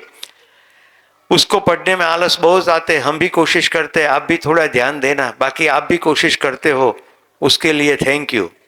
अच्छा, फोन में ज़्यादा बताना. उसको पढ़ने में आलस बहुत आता है. कोई भी बच्चे को कभी आलस्य डिजाइन में है ही नहीं. उसकी जो भी चीज में आलस है उसमें उसको रस क्यों नहीं है वो तपास कीजिए. हम ये पूछते ही नहीं है कि तू पढ़ता क्यों नहीं है, तू पढ़ती क्यों नहीं है. आज एक जवाब देगा, कल दूसरा देगा. धैर्य रखिए, धीरे धीरे सब बताएगा. मुझे मैथ्स के टीचर इतना प्यार करते थे, इतना प्यार करते थे कि 150 में से मैं 12th में 148 लाया. इतना मैथ्स पक्का आता था, मैंने प्रैक्टिस नहीं की, 2 मार्क का छूट गया, टाइम कम पड़ा, 148 में से 148 लाया. मुझे गुजराती के शिक्षक इतना प्यार करते थे, आज इतना बड़े होने के बाद भी आज भी गुजराती कविताएं मुझे कंठस्थ है. कई बार ऐसा होता है कि शिक्षक की शैली कि बच्चे को उस विषय में आलस्य आता है और फिर उसकी असर बाकी सब्जेक्ट पर भी पड़ती है. तो इंक्वायरी करना है कब आलस आता है, वो भी इंपॉर्टेंट है. कई बच्चे रात को जागते हैं, अभी इन दिनों ऐसा देखा गया है. राइट? रात को 8-9 बजे से पढ़ना शुरू करेंगे, 2 बजे तक पढ़ेंगे. कई जल्दी उठते हैं, कई बिल्कुल कम समय में बहुत सारा पढ़ लेते हैं, कई घंटों तक बैठते हैं. तो हर एक बच्चे की विशेषता होती है, उसको समझना पड़ेगा. How do we understand children? शाबाश, खुद को समझते हो? अपने बच्चों को समझने का प्रश्न पूछा है, खुद को समझते हो? मैं क्या हूं? सब अपना जमणा हाथ ऊपर करो, रेज योर राइट हैंड. જમણો હાથ ઉપર કરો. હવે ડાબો હાથ ઉપર કરો. મેં તમને જમણો નીચે પાડવાનું કીધું તું? પાડી દો નીચે. આટલું તમે નહીં સમજતા, તમારા છોકરા ક્યાંથી સમજે? પડી ગઈ ખબર? પહેલા તો પોતાને સમજવાનું છે કે મને કીધું એ પ્રમાણે હું હરખું કરતો નથી.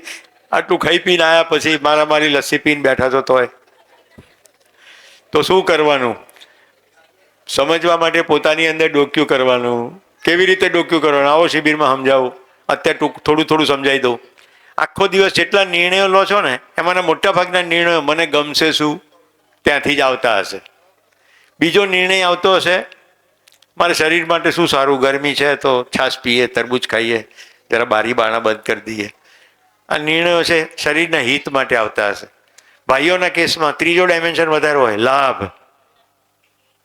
બહેનોમાં કંઈ બાકી નથી. મારા પત્નીને કાલે મેં કહ્યું કે મરચું કેટલું લાવવાનું છે ડીસાથી? તો કે આ વર્ષે બહુ મોંઘું છે, નથી લાવવું, અહીંયા સસ્તું મળે છે.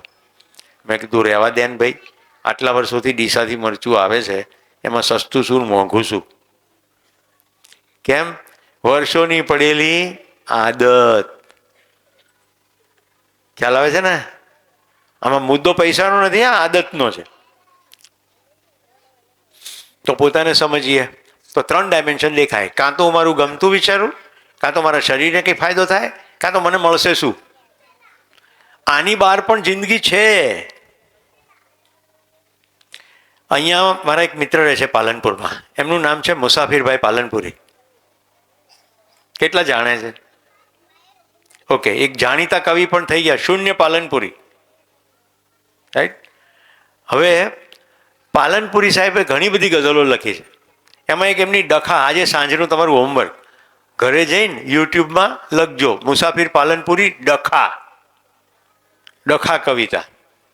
એમાં એ શું કહે છે કે પહેલાં તો પેદા કરવાના ડખા, પછી મોટા કરવાના ડખા, પછી ભણાને કા ડખા, फिर उसको पास कराने का डखा, फिर एडमिशन दिलाने का डखा.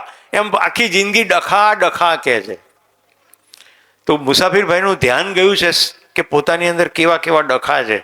તો મિત્રો, પોતાને સમજવા માટે પોતાની ઉપર ધ્યાન દેવું હોય તો બધી જગ્યાએ ભટકતા ધ્યાનને ઓછું કરવું પડે. ટીવી, છાપા, યુટ્યુબ, વોટ્સએપ, ફેસબુક, ઇન્સ્ટાગ્રામ, આવી એટલી બધી વસ્તુઓ ધ્યાન ખેંચનારી છે. પછી સેલ આવે, સેલ. રાઈટ. 25% cell, 50% cell. લેવા ગયા હોય કોથમીર ને બુસ્કોટ લઈને આવીએ. આ બિગ બજારમાં એવું જ થાય. બટેટા લેવા ગયા હોય અને બેગ લઈને આવે, કારણ કે સસ્તું છે લઈ લઈએ, પણ જરૂર નથી, પણ મળે છે ને સસ્તું, ડિસ્કાઉન્ટ. આ બધું બહાર ભટકાવ છે, અંદર ધ્યાન જ દેવા દે નહીં. ટીવી વાળા કે સાંજે પ્રાઇમ ટાઈમ, એ તો આપણને કે આ સાંજે તમારો પ્રાઇમ ટાઈમ છે, એટલે સૌથી મહત્વનો સમય છે. આપણે એને શું સાંભળીએ? પ્રાઇમ ટાઈમમાં કઈ સિરિયલ છે? એટલે આ પ્રાઇમ ટાઈમ આપણા ઘરના લોકો સાથે બેસવાનો સમય છે. ખ્યાલ આવે છે? પુરુષોને શું હોય ખબર છે? બહાર કામ કરે ને એટલા બધા અનુભવો થાય, એટલા બધા અનુભવો થાય. બહેનોને જો બહાર કામ ના કરતી હોય તો એના અનુભવો ખાલી 4 દિવાલ પૂરતા સીમિત હોય. બંને વચ્ચે સંવાદ જો થાય ને તો રસના ઘૂંટડા છે. પણ પુરુષ શું કે તન સમજણ ના પડે. એવા કેટલાય ગોરધનો મરી જાય છે, પછી એમના પત્નીને ખબર નથી હોતી કે એના પતિનો ઇન્સ્યોરન્સનો કેટલો હતો, વીમો કેટલો હતો ને કેવી રીતે ફાઇલ કરવાની. મારા સગા સાઢુભાઈ ગુજરી ગયા એટલે મારા સાળી રોવે રોવે રોવે કે હતી ખરી પોલિસી, એવું મને ખબર છે. મેં કીધું મને ખબર છે, એકવાર પ્રીમિયમ મેં ભર્યું હતું, પણ કે ઘરમાં ક્યાંય મળતી નથી. હવે કંઈ જેવા તેવા સરકારી ક્લાસ 2 ઓફિસર, હિંમતનગરમાં પોસ્ટિંગ હતું, ત્યાં ફાઇલ મૂકી રાખી હતી, ગુજરી ગયા ગાંધીનગરમાં. ત્યાંથી ટ્રાન્સફર થઈ ગઈ હતી 2 વર્ષ પહેલા, પણ ફાઇલો લાયેલા નહીં, ત્યાં જ પડી હતી. મૈત્રી હશે. પછી પૂછપૂછ કરતા કરતા કરતા કરતા કરતા પછી ત્યાં કબાટ તોડ્યું, મળી. આ ખ્યાલ આવે છે ભાઈઓ તમને? તમારે જો વીમો હોય તો ઘરમાં કહેવું પડે કે આટલો વીમો છે, આની પાસે ઉતાર્યો છે, હું ટપી જવું તો આ ભાઈને ફોન કરજે. અને એ ભાઈને કહેવાનું કે પ્રીમિયમમાં ડિસ્કાઉન્ટ નથી જોઈતું, એ તું રાખ ભાઈ. હું જ્યારે ના રહું ત્યારે મારા ઘરવાળાને પેપર વર્ક કરવામાં મદદરૂપ થજે. આવું મેં મારા ઇન્સ્યોરન્સ એજન્ટને કીધું, તાર મને કમિશન નહીં આપવાનું, એ મોજ કરતું. પણ જ્યારે તારી ક્યારે જરૂર પડશે હું નહીં હોઉં ત્યારે. કેટલા સમજાય છે આ? અચ્છા, જેને સમજાય છે સમજો, કોઈ અમરપટો લખાઈને આવેલા નથી, ગમે ત્યારે ટપી જવાય. તો આપણે આ પોતાની અંદર ડોક્યુ કરવાની વાત કરવા માટે બધેથી બહાર જે ભટકતો મન છે એને ઘરે લઈ આવવું પડે. મોબાઈલ વધારે જુએ છે, મસ્તી વધારે કરે છે. શાબાશ, મસ્તી નહીં કરે તો બાળક થોડું કહેવાય, તોફાન ના કરે તો બાળક થોડું કહેવાય. એની અંદર ઉર્જા છે, ઉછાસ ફુવારો છે, ઉછળવી જ જોઈએ. ઘરની અંદર વસ્તુ તૂટફૂટ થાય, એ તૂટફૂટ થાય જ. મારા મિત્રની દીકરી છે આર્યા એનું નામ, હાથમાંથી કાચનો ટુકડો પેલો મગ દૂધ પીતા પડી ગયો એટલે ટુકડા થઈ ગયા. એની મમ્મીને કહે, મમ્મી આ બધા કાચના ટુકડા સાફ કરીને એક પેપર ઉપર બધા ચોંટાડીને સરસ મ્યુરલ બનાવીશું. કોઈ એની અંદર કોઈ પેલી પીડા નથી ભૂતકાળની કે આ તૂટી ગયો એનું શું થશે. એની મમ્મી બી એવી જ કે બરાબર આપણે કરીએ સાંજે. એની જગ્યાએ એની દાદી બોલી, આ ખબર નથી પડતી. એની મમ્મી કે રહેવા દેજો, કારણ કે એની મમ્મી મારો જીવન વિજય શિબિર કરેલો. કાચનો કપ તો ફરી આવી જશે, પણ બાળકને એ વખતે જો ટોકી નાખ્યું તો એના મનમાં જે લીટો પડી ગયો એ પરમેનન્ટ છે. હું એક મહેસાણાના લગ્નમાં એકલો ગયેલો અને હું ગમે ત્યાં બેસું, મને એવો કોઈ સંકોચ નહીં.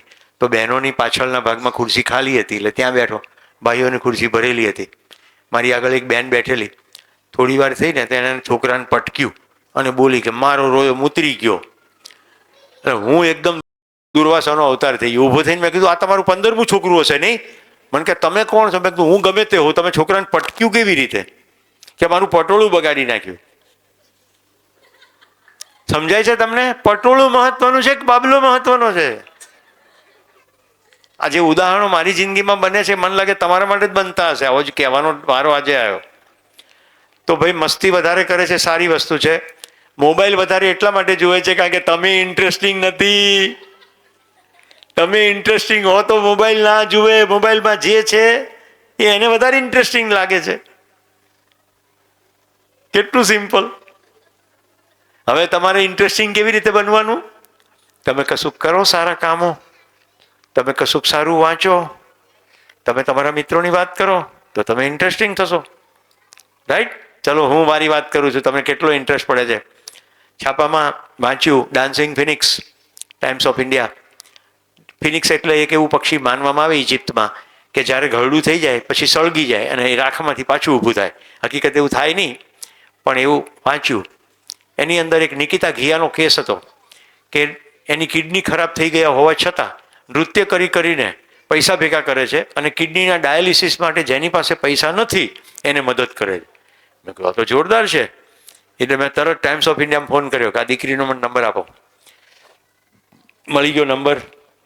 મારા હૃદયમાં એવો ભાવ ઉભરાયો. મેં કીધું આ દીકરી પોતે આવી ખરાબ સ્થિતિમાં છે અને આટલા બધા માટે મથી રહી છે.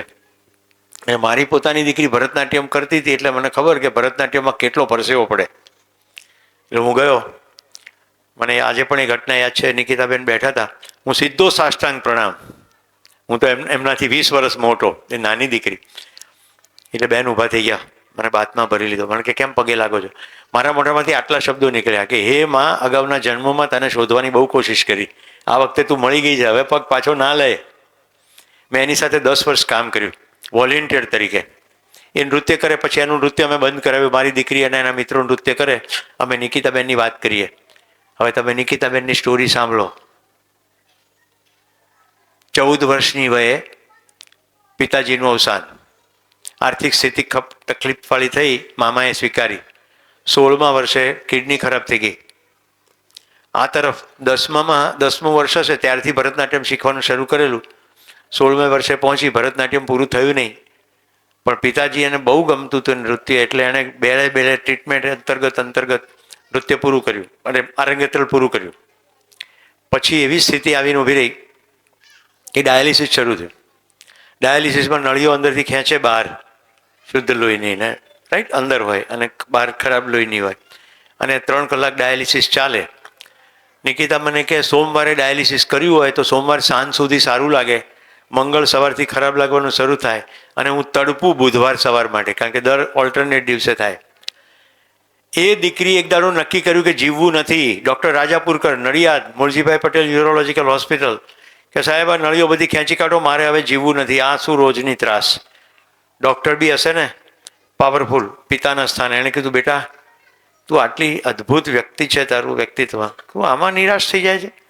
હજી તો તારી સામે જિંદગી આખી પડી છે, કંઈક એવું વિચાર કે બીજાને તને પ્રેરણા મળે. જ્યાં 24 કલાક પછી પાછી આવે ત્યારે વિચારીને આવજે. 24 કલાક પછી પાછી આવે નિકિતા કે હું નૃત્ય કરીશ, તો કે બેટા નૃત્ય સિવાયનું બીજું કંઈક કર, કારણ કે તારાથી નચાય નહીં. હવે તારા શરીરમાં કિડની કામ નથી કરતી અને ડાયાલિસિસ હવે અઘરું પડે છે. કે ના હું તો નાચીશ જ. અને નિકિતાએ પ્રેક્ટિસ શરૂ કરી. 1 વર્ષના અંતે ફરી પાછું એનું શરીર ભદ્દું થઈ ગયું હતું, વાળ નીકળી આવ્યા હતા મૂછમાં, કારણ કે દવાઓ એટલી. અને નિકિતાએ નૃત્ય કરવાનું શરૂ કર્યું. ડૉક્ટરો આશ્ચર્યચકિત થઈ ગયા, નિકિતા પડી ના ગઈ. અને નિકિતાએ 10 વર્ષ નૃત્ય કરીને 85 લાખ રૂપિયા એકઠા કર્યા. નડિયાદમાં આજે પણ Nikita Ghiya poor patient dialysis fund ચાલે છે. આ મારી જિંદગીને મજબૂત બનાવનાર પરિબળ છે. મારી જિંદગીમાં આવા અસંખ્ય લોકો છે જેણે પોતાના શરીર ઉપર ખેલીને અદ્ભુત કામ કર્યા હોય. આવી સ્ટોરી તમારા બાળકોની જિંદગીમાં હશે તો શું થશે? હવે કહું, મારી દીકરીનું આરંગેત્ર લાવ્યું. મારે આશ્ચર્ય વચ્ચે મારી દીકરીએ સામેથી માઇક માગ્યું અને પછી કહ્યું, આજ પછી હું કોઈ પણ દિવસ, આ તો આરંગેત્ર હતું એટલે સ્ટેજમાં મેં પરફોર્મ કર્યું. જેને ખબર ના એને કહી દઉં, ભરતનાટ્યમ 8-9 વર્ષની સાધના પછી સ્ટેજ ઉપર પહેલીવાર પરફોર્મ કરે અને આરંગેત્ર કહેવાય. હું મારી નૃત્ય કલા લોકોની સેવા માટે વાપરીશ, કદી પણ મનોરંજન માટે નહીં વાપરું. અને કદી એણે ભરતનાટ્યમનો કોઈ પણ નૃત્યનો પ્રયોગ મનોરંજન માટે નથી કર્યો. એક જિંદગી કેવી રીતે પ્રેરણાદાયી બને છે, બાળક ઉપર કેવી રીતે ઇમ્પ્રેશન પડે. તો મેં જવાબ આપી દીધો છે. મોબાઈલ કરતાં જિંદગી ઇન્ટરેસ્ટિંગ બનાવવા તમારે વાંચવું પડશે, સારા કામો કરવા પડશે, એવા કરવાવાળા લોકોના સંપર્કમાં રહેવું પડશે. મોબાઈલ વધારે જુએ છે, મસ્તી વધારે કરે, સેમ આવી ગયો. મોબાઈલ જોવાની ટેવ જિદ્દી ખૂબ જ છે.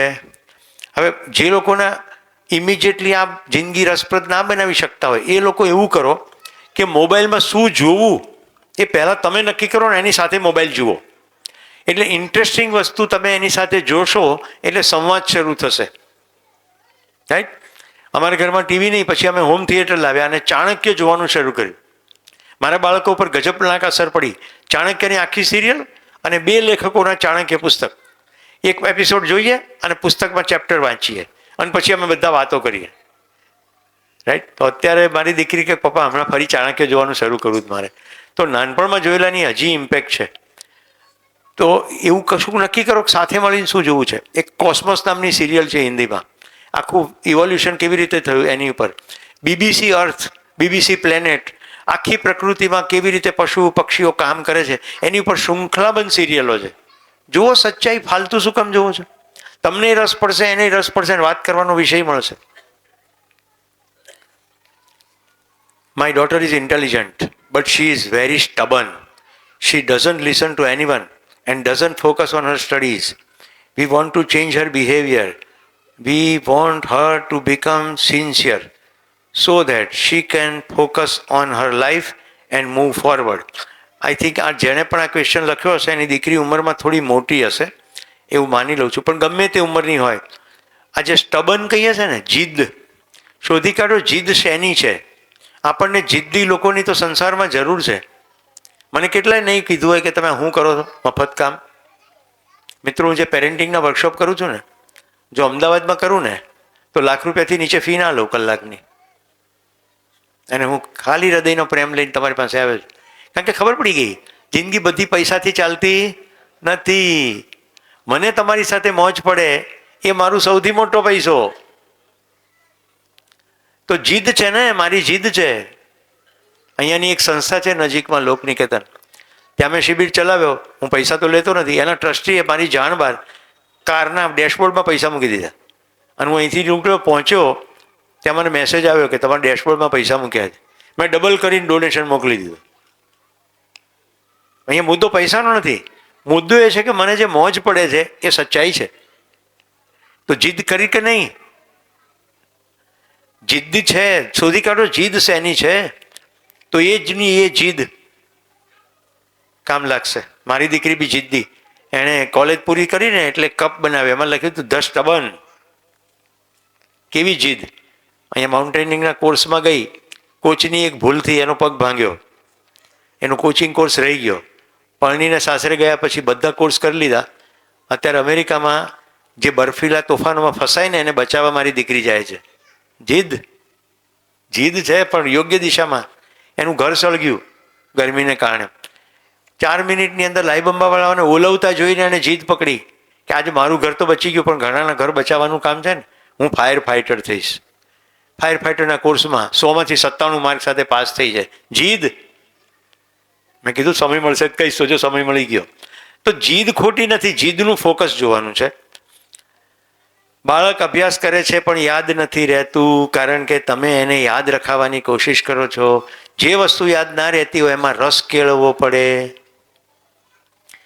દરેક વિષયમાં રસ કેળવવા માટે 2 ભૂમિકા મહત્વની છે, એક શિક્ષકની નિશાળમાં અને બીજી માતા પિતાની. મોટા ભાગની માઓ કહે છે હવે અમને ગણિત સમજાતું નથી. અરે તમે તો ભણી ગયા છો ભાઈ, તમારું છોકરું જ નાનું છે, તમને તો સમજણ પડે જ. માન્યતા ખોટી રાખેલી છે. તો જો યાદ ના રહેતું હોય તો એમાં રસપ્રદ બનાવવું જોઈએ. હવે તો મેમરીની ટેકનિક્સ પણ છે, લિંક મેથડ, પેગ મેથડ, એવી મેથડો પણ મોટા બાળકો સાથે વાપરી શકાય. બાકી રસ જો 8મા ધોરણમાં જે મેં વાંચ્યું હતું અને ભણ્યો હતો એ હું તમને સંભળાવું છું. ઉગે છે સુરખી ભરી રવિ મૃદુ, હેમંતનો પૂર્વમાં, ભૂરું છે નભ સ્વચ્છ સ્વચ્છ, દિસતી એકે નથી વાદળી. કેવી રીતે યાદ રહ્યું? રસ. જેપી જોશી સાહેબ હતા કે સાહેબ શું કહેવા માગે છે, તો કે આ છંદ છે, એનું બંધારણ છે, આવું વાતાવરણ છે.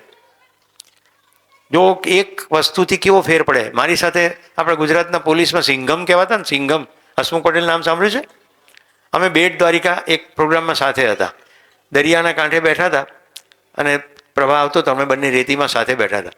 આમ જોઈને મેં ખાલી આમ બોલ્યો, જોઉં અહીં ત્યાં આવતી દરિયાવની મીઠી લહર, તેની ઉપર ચાલી રહી નાજુક સવારી આપની. ત્યાં હસમુખભાઈ બોલ્યા, જ્યાં જ્યાં નજર મારી ઠરે યાદી ભરી ત્યાં આપની. કે સુરેશભાઈ તમને આખી કવિતા યાદ છે? મેં કીધું આખી. જો કે તમે અડધી પંક્તિ બોલજો, પછી હું તમને બાકીની પૂરી કરવાની કોશિશ કરું. મેં આખી કવિતા ગાઈ. હસમુખભાઈને મારા માટે કેવો ભાવ થયો હશે?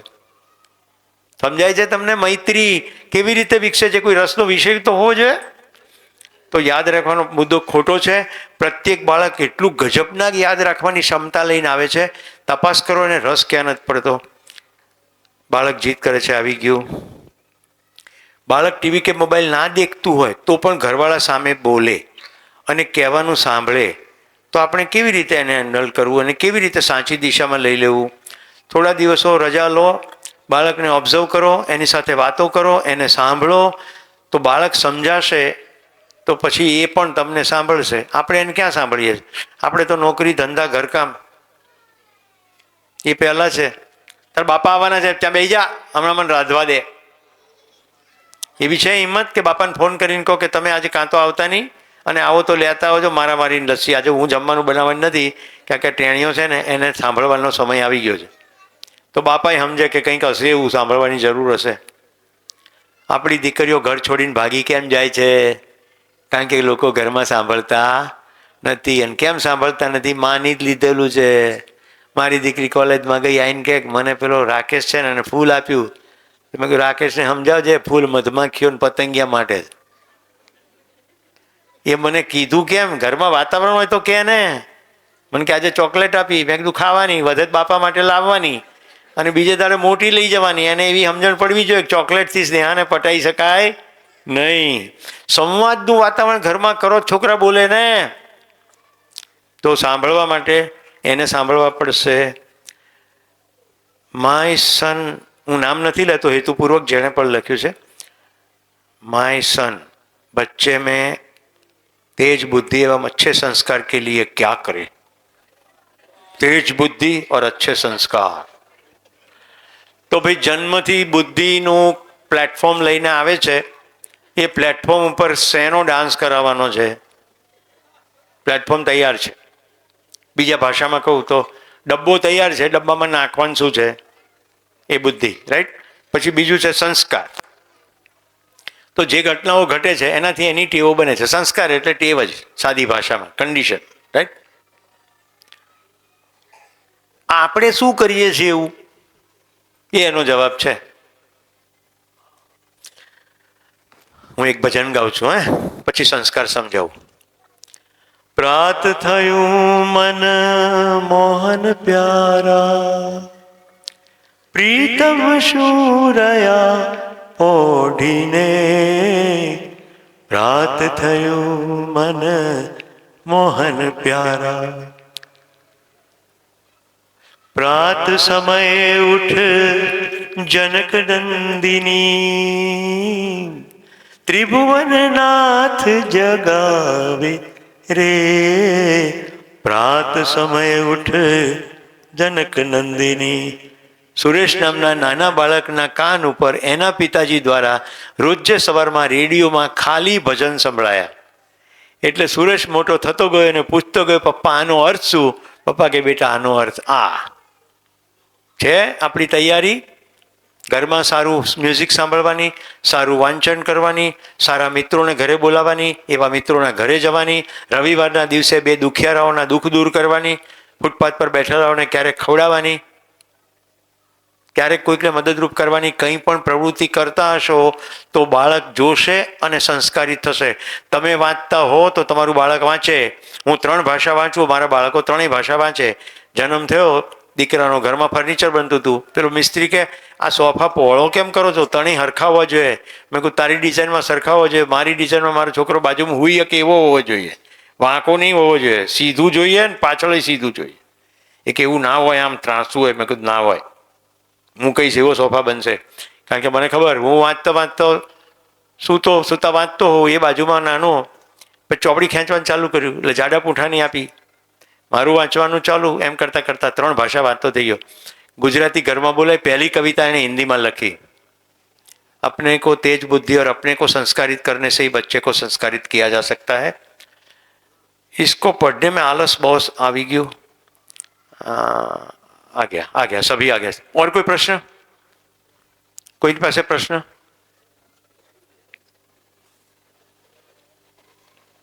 વાહ.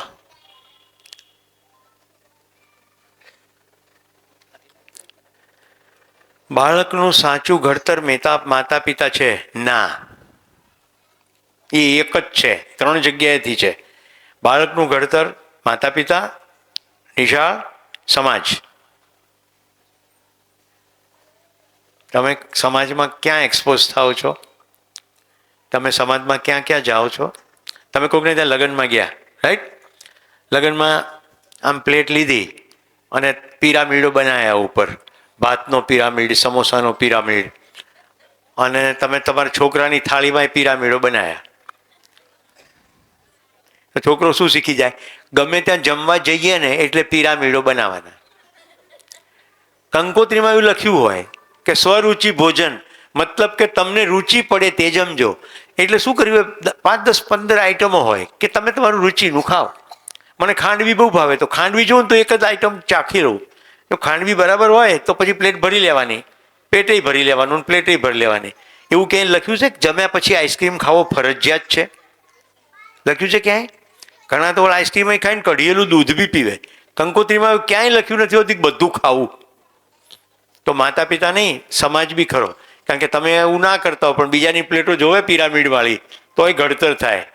પછી છાપામાં અને બહાર બજારોમાં હોર્ડિંગ જોવે, રાઈટ?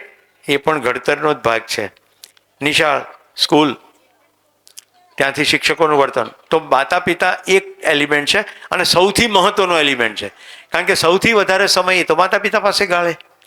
તો હવે ગોલ્ડન પ્રિન્સિપલ કહું છું, તમારું આચરણ એ જ તમારા બાળકનો સંસ્કાર. That's it. તમારું આચરણ, એમાં તમે શું બોલો છો, તમે શું કરો છો. દાખલા તરીકે હું ઘરે ગયો અને કારની ચાવી આમ ટેબલ પર ફેંકી, પડી ગયો સંસ્કાર? કે પત્ની શેના માટે છે? સેવા માટે છે. હું ગમે તે વસ્તુ ગમે તે ફેંકી દઉં એટલે મારી પત્ની એને ઉઠાવવાની. એટલે મારું બાળક મોટું થતાં થતાં શું કરશે? કે આ તો સ્ત્રીઓની સાથે તો આવું જ કરાય. પણ મેં ધ્યાન એવું રાખ્યું હોય કે દીકરા દીકરીને સરખી ટ્રીટમેન્ટ મળતી હોય, હું મારા કપડાં, મારી ચાવી, મારી વસ્તુઓ વ્યવસ્થિત રાખતો હોઉં, તો મારા બાળકો મોટા થાય તો શું કરે? એ પોતાનું બધું વ્યવસ્થિત રાખે કે નહીં રાખે? આ સમજી શકાય એવું છે ને? તો એ રીતે માતા પિતાના આચરણથી જ બાળક ઘડાય છે. તમારી વાતનો વિષય શું છે? હમણાં હું એક પરિવારમાં ગયો સુરત, એની સાથે નાની દીકરી હતી અને એના પિતા, એટલે માતા પિતા મને લઈ ગયા એ બધું પ્રોપર્ટી જોવા. તો ઘડીએ ઘડીએ કે અમારું આ આટલા રૂપિયાનું, અમારું આ આટલા રૂપિયાનું. છેલ્લે ગેટ ઉપર મને મૂકવા આવ્યા કે અમારા બાળ ઉછેરમાં કંઈ ધ્યાન રાખવાનું. મેં કહ્યું હવે પછી કોઈ મહેમાન આવે ને એને આખી વસ્તુ બતાડજો, પણ દરેકના પૈસાનું લેબલ ના કહેતા, નહીં તો ભવિષ્યમાં તમારું બાળક પણ લેબલમાં જ જોશે. રાઈટ? ઘરે ડ્રેસ લાવ્યા, દાખલા તરીકે તમે નવો ડ્રેસ લાવો તો તમે એના રંગની વાત કરો, ભાતની વાત કરો. તમે એમ કહી શકો કે કેટલા ખેડૂતોએ મહેનત કરી હશે ત્યારે કપાસ બન્યો હશે. રાઈટ? કેટલી મહેનત પછી આ ડ્રેસ બન્યો હશે.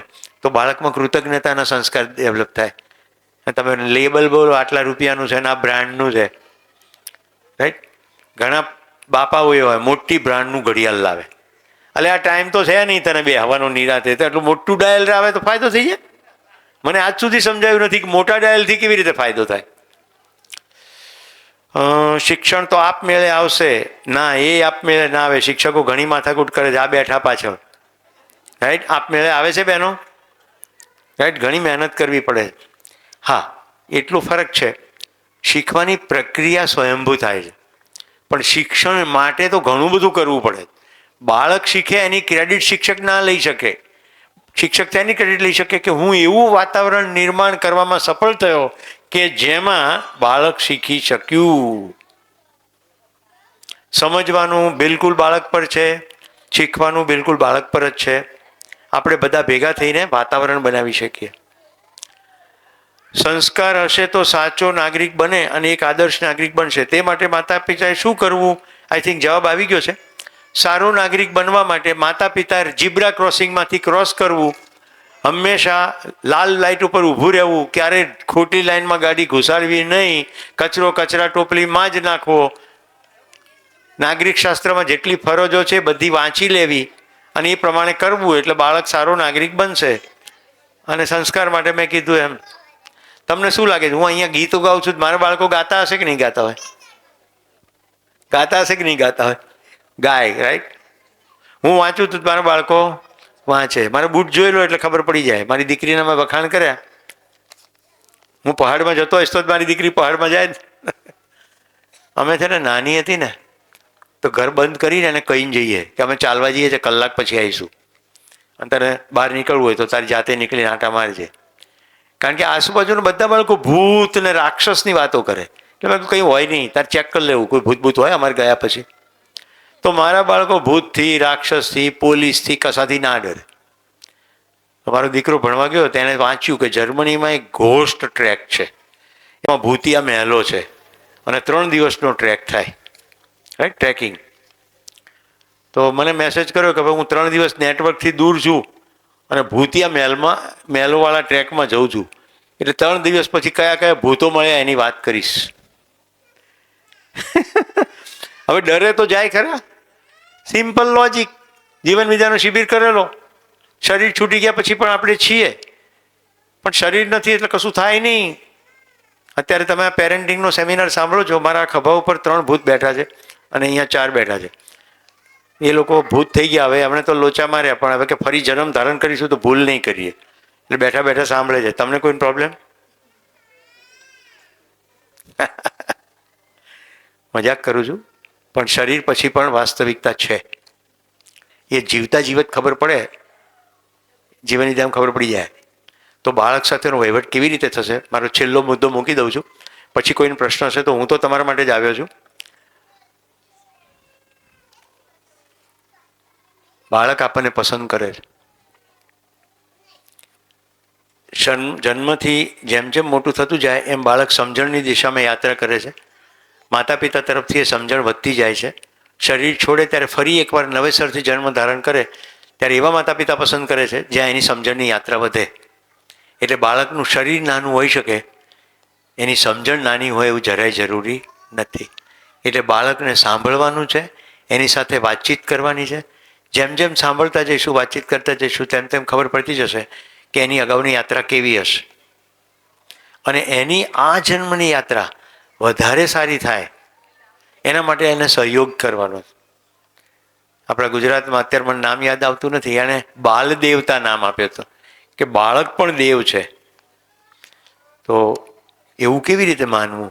તો જન્મથી પ્રત્યેક બાળક જિજ્ઞાસુ છે, સત્યવક્તા છે અને ન્યાયનો ભૂખ્યો છે. તપાસો, હું કહું છું એટલે માની લેવાની જરૂર નથી. પ્રત્યેક બાળક જન્મથી જિજ્ઞાસુ છે. બધી માઓ યાદ કરો, સતત બાળક પૂછપૂછ કરતો હતો કે નહીં નાનું હતું ત્યારે? પછી આપણી પાસે જવાબો નહોતા, પણ એને તો પ્રશ્નો હતા જ. પછી એ પ્રશ્નો માટે નિશાળ જાય. તો જિજ્ઞાસુ હોય, સત્યવક્તા હોય, જે હોય ને એવું જ કહે. આપણે ખોટું શીખવાડીએ, રાઈટ? ફોન આવે ને તો કહી દેજે તારા બાપા બહાર ગયા છે, એટલે છોકરું શીખી જાય કે ઘરમાં બાપા હોય અને છતાંય બહાર ગયા છે એવું બોલાય. એને એ વખતે અસત્ય છે એવી ખબર નથી, એને એવી ખબર પડે આમ બોલાય. પછી પોતે કોલેજમાં જાય એવું કહીને કે કોલેજ જઉં છું, પણ પછી પિક્ચર જોવા જાય અને ઘરે આવીને કહે કે કોલેજમાં ગયો હતો. કેટલાને સમજાય છે આ ભાષા? ઘરમાં આવું ચાલ્યું હોય તો મોટા થઈને ખોટું જ બોલે ને, ઘરમાં સાચું બોલ્યા હોય પછી છોકરાએ સાચું બોલે. તમે મને એકાગ્ર ચિત્તે સાંભળ્યો એ બધા ખૂબ ખૂબ સૌનો આભાર, ધન્યવાદ. ભાઈ સતીશભાઈ, ગિરીશભાઈએ મને સિદ્ધાર્થભાઈનો, યોગીનભાઈનો પરિચય કરાવ્યો. એ થકી બંને ભાઈઓએ મને અહીંયા આમંત્રણ આપ્યું. એ બદલ યોગીનભાઈ, સિદ્ધાર્થભાઈનો પણ પુનઃ આભાર. તમે હજી સ્થિરતાથી બેઠા છો. કેટલાને હજી જાણવામાં રસ છે? હાથ ઉપર કરજો. સિદ્ધાર્થભાઈ, યોગીનભાઈ, જોઈ લો, આ આપણા સંમેલનની સફળતા છે. બસ આ ક્યુરિયોસિટી અકબંધ રાખવી, રાઈટ? કુતૂહલ. હેલો. અને શિબિરમાં અચૂક કહું, કેટલા લોકો શિબિરમાં આવવા તૈયાર છે? મિત્રો, બધું કામ પડતું મૂકીને જે લોકો તમારે વ્યવસાય છે ને અત્યારથી નોકરીમાં રજા મૂકજો. પોતાની જિંદગી માટે, પોતાના બાળક માટે શિબિર કરવાનો, સુખમય સંબંધ માટે. યસ, તમારે કહેવું જ કશું? આ છેલ્લે કઈ એ લોકો પહેલા છૂટ આપે તો તમે બોલી શકો. હા, એટલે અત્યારે મારા વિદ્યાર્થીઓ આ છે, આ કઈ ઓછું પેલું છે પેલું થાય, આ તો પેલું છે પેલું કરવું પડે ને તો પેલું થઈ જાય. તે દર પેલું થઈ ગયું હતું ને. કોઈને મિત્રો કંઈ પ્રશ્ન? તમારામાંથી એક બે જણ રાજીપો વ્યક્ત કરો, તમને શું સમજણ પડી અથવા શું સારું લાગ્યું? કોઈ એકાદ વ્યક્તિ તો ફીડબેક આપી શકે ને, કે નહીં? કે શરમાવ છો ભાઈઓમાં? સારું, તમે બેઠા એને ફીડબેક માની લઉં છું. ધન્યવાદ ફરી એકવાર. Yes Satishbhai, permitted. હા, ખૂબ ખૂબ ધન્યવાદ સુરેશ કાકા. સુરેશ કાકાએ જે સમાધાન મેળવ્યું છે, જે તે પ્રશ્નો એમની પાસે, પ્રશ્નોના અસંખ્ય પ્રશ્નો છે આપણા જીવનમાં, બધા જ એમની પાસે ઉકેલો છે. એવું આપણે પણ કરી શકીએ અને સમાજમાં, પરિવારમાં એક સુખમય વાતાવરણ પણ બનાવી શકીએ. તો એના માટે એપ્રિલ મહિનામાં 28 એપ્રિલથી 2 મે 5 દિવસનો એક શિબિર રાખ્યો છે. એમાં નિઃશુલ્ક જેવું છે, પણ જો ત્યાં સામાન્ય ખર્ચો છે એ તમે પેડ કરી શકો છો તમારી ઈચ્છા હોય તો. તો આપ બધાને આમંત્રણ છે. એ ગેરંટી છે, એ શિબિરની મારી કોઈ ફી નથી. હા હા, બિલકુલ ફી નથી કાકા લેતા. તમે કોઈ ખાંડવી ખવડાવશો તો ખાઈ લઈશ. તો એમાં આપ સૌને બધાને વિનંતી છે, આપના ગ્રુપમાં મુકાઈ જશે. જેને રજીસ્ટ્રેશન કરાવવું હોય એ તાત્કાલિક ધોરણે કરાવી દે, કારણ કે એમાં લિમિટેડ સીટો છે. લગભગ 250 થી 300 જણાનો હોલ છે અને પાલનપુરમાં થઈ રહ્યું છે. આમ તો જનરલી ડીસા થાય છે, પણ આ એક આપણા માટે લાભદાયક છે અને સરસ મજાનું સ્થળ પાલનપુરમાં લીલાશાહ વાડી, લીલાશાહ મહંતની જે કુટીર છે ત્યાં આગળ રાખેલો છે. તો બધાના ગ્રુપમાં મુકાઈ જશે અને અહીંયાથી પણ તમે ફોટો પાડીને રજીસ્ટ્રેશન કરાવી શકો છો. Thank you very much. વાતમાં કહ્યું હતું કે એમનો પરિચય ખરેખર આપણે બધાએ અનુભવ્યું કે એમનો પરિચય કોઈ શબ્દોનો મોહતાજ નથી. એક વખત ખૂબ જોરદાર તાળીઓથી અભિવાદન કરીએ. અને શાળા પરિવાર વતી ખરેખર એટલું સુંદર માર્ગદર્શન આપ્યું છે કે કદાચ આપણને આવું અનેરું માર્ગદર્શન ક્યારેય ના મળે. ખૂબ ખૂબ આભાર.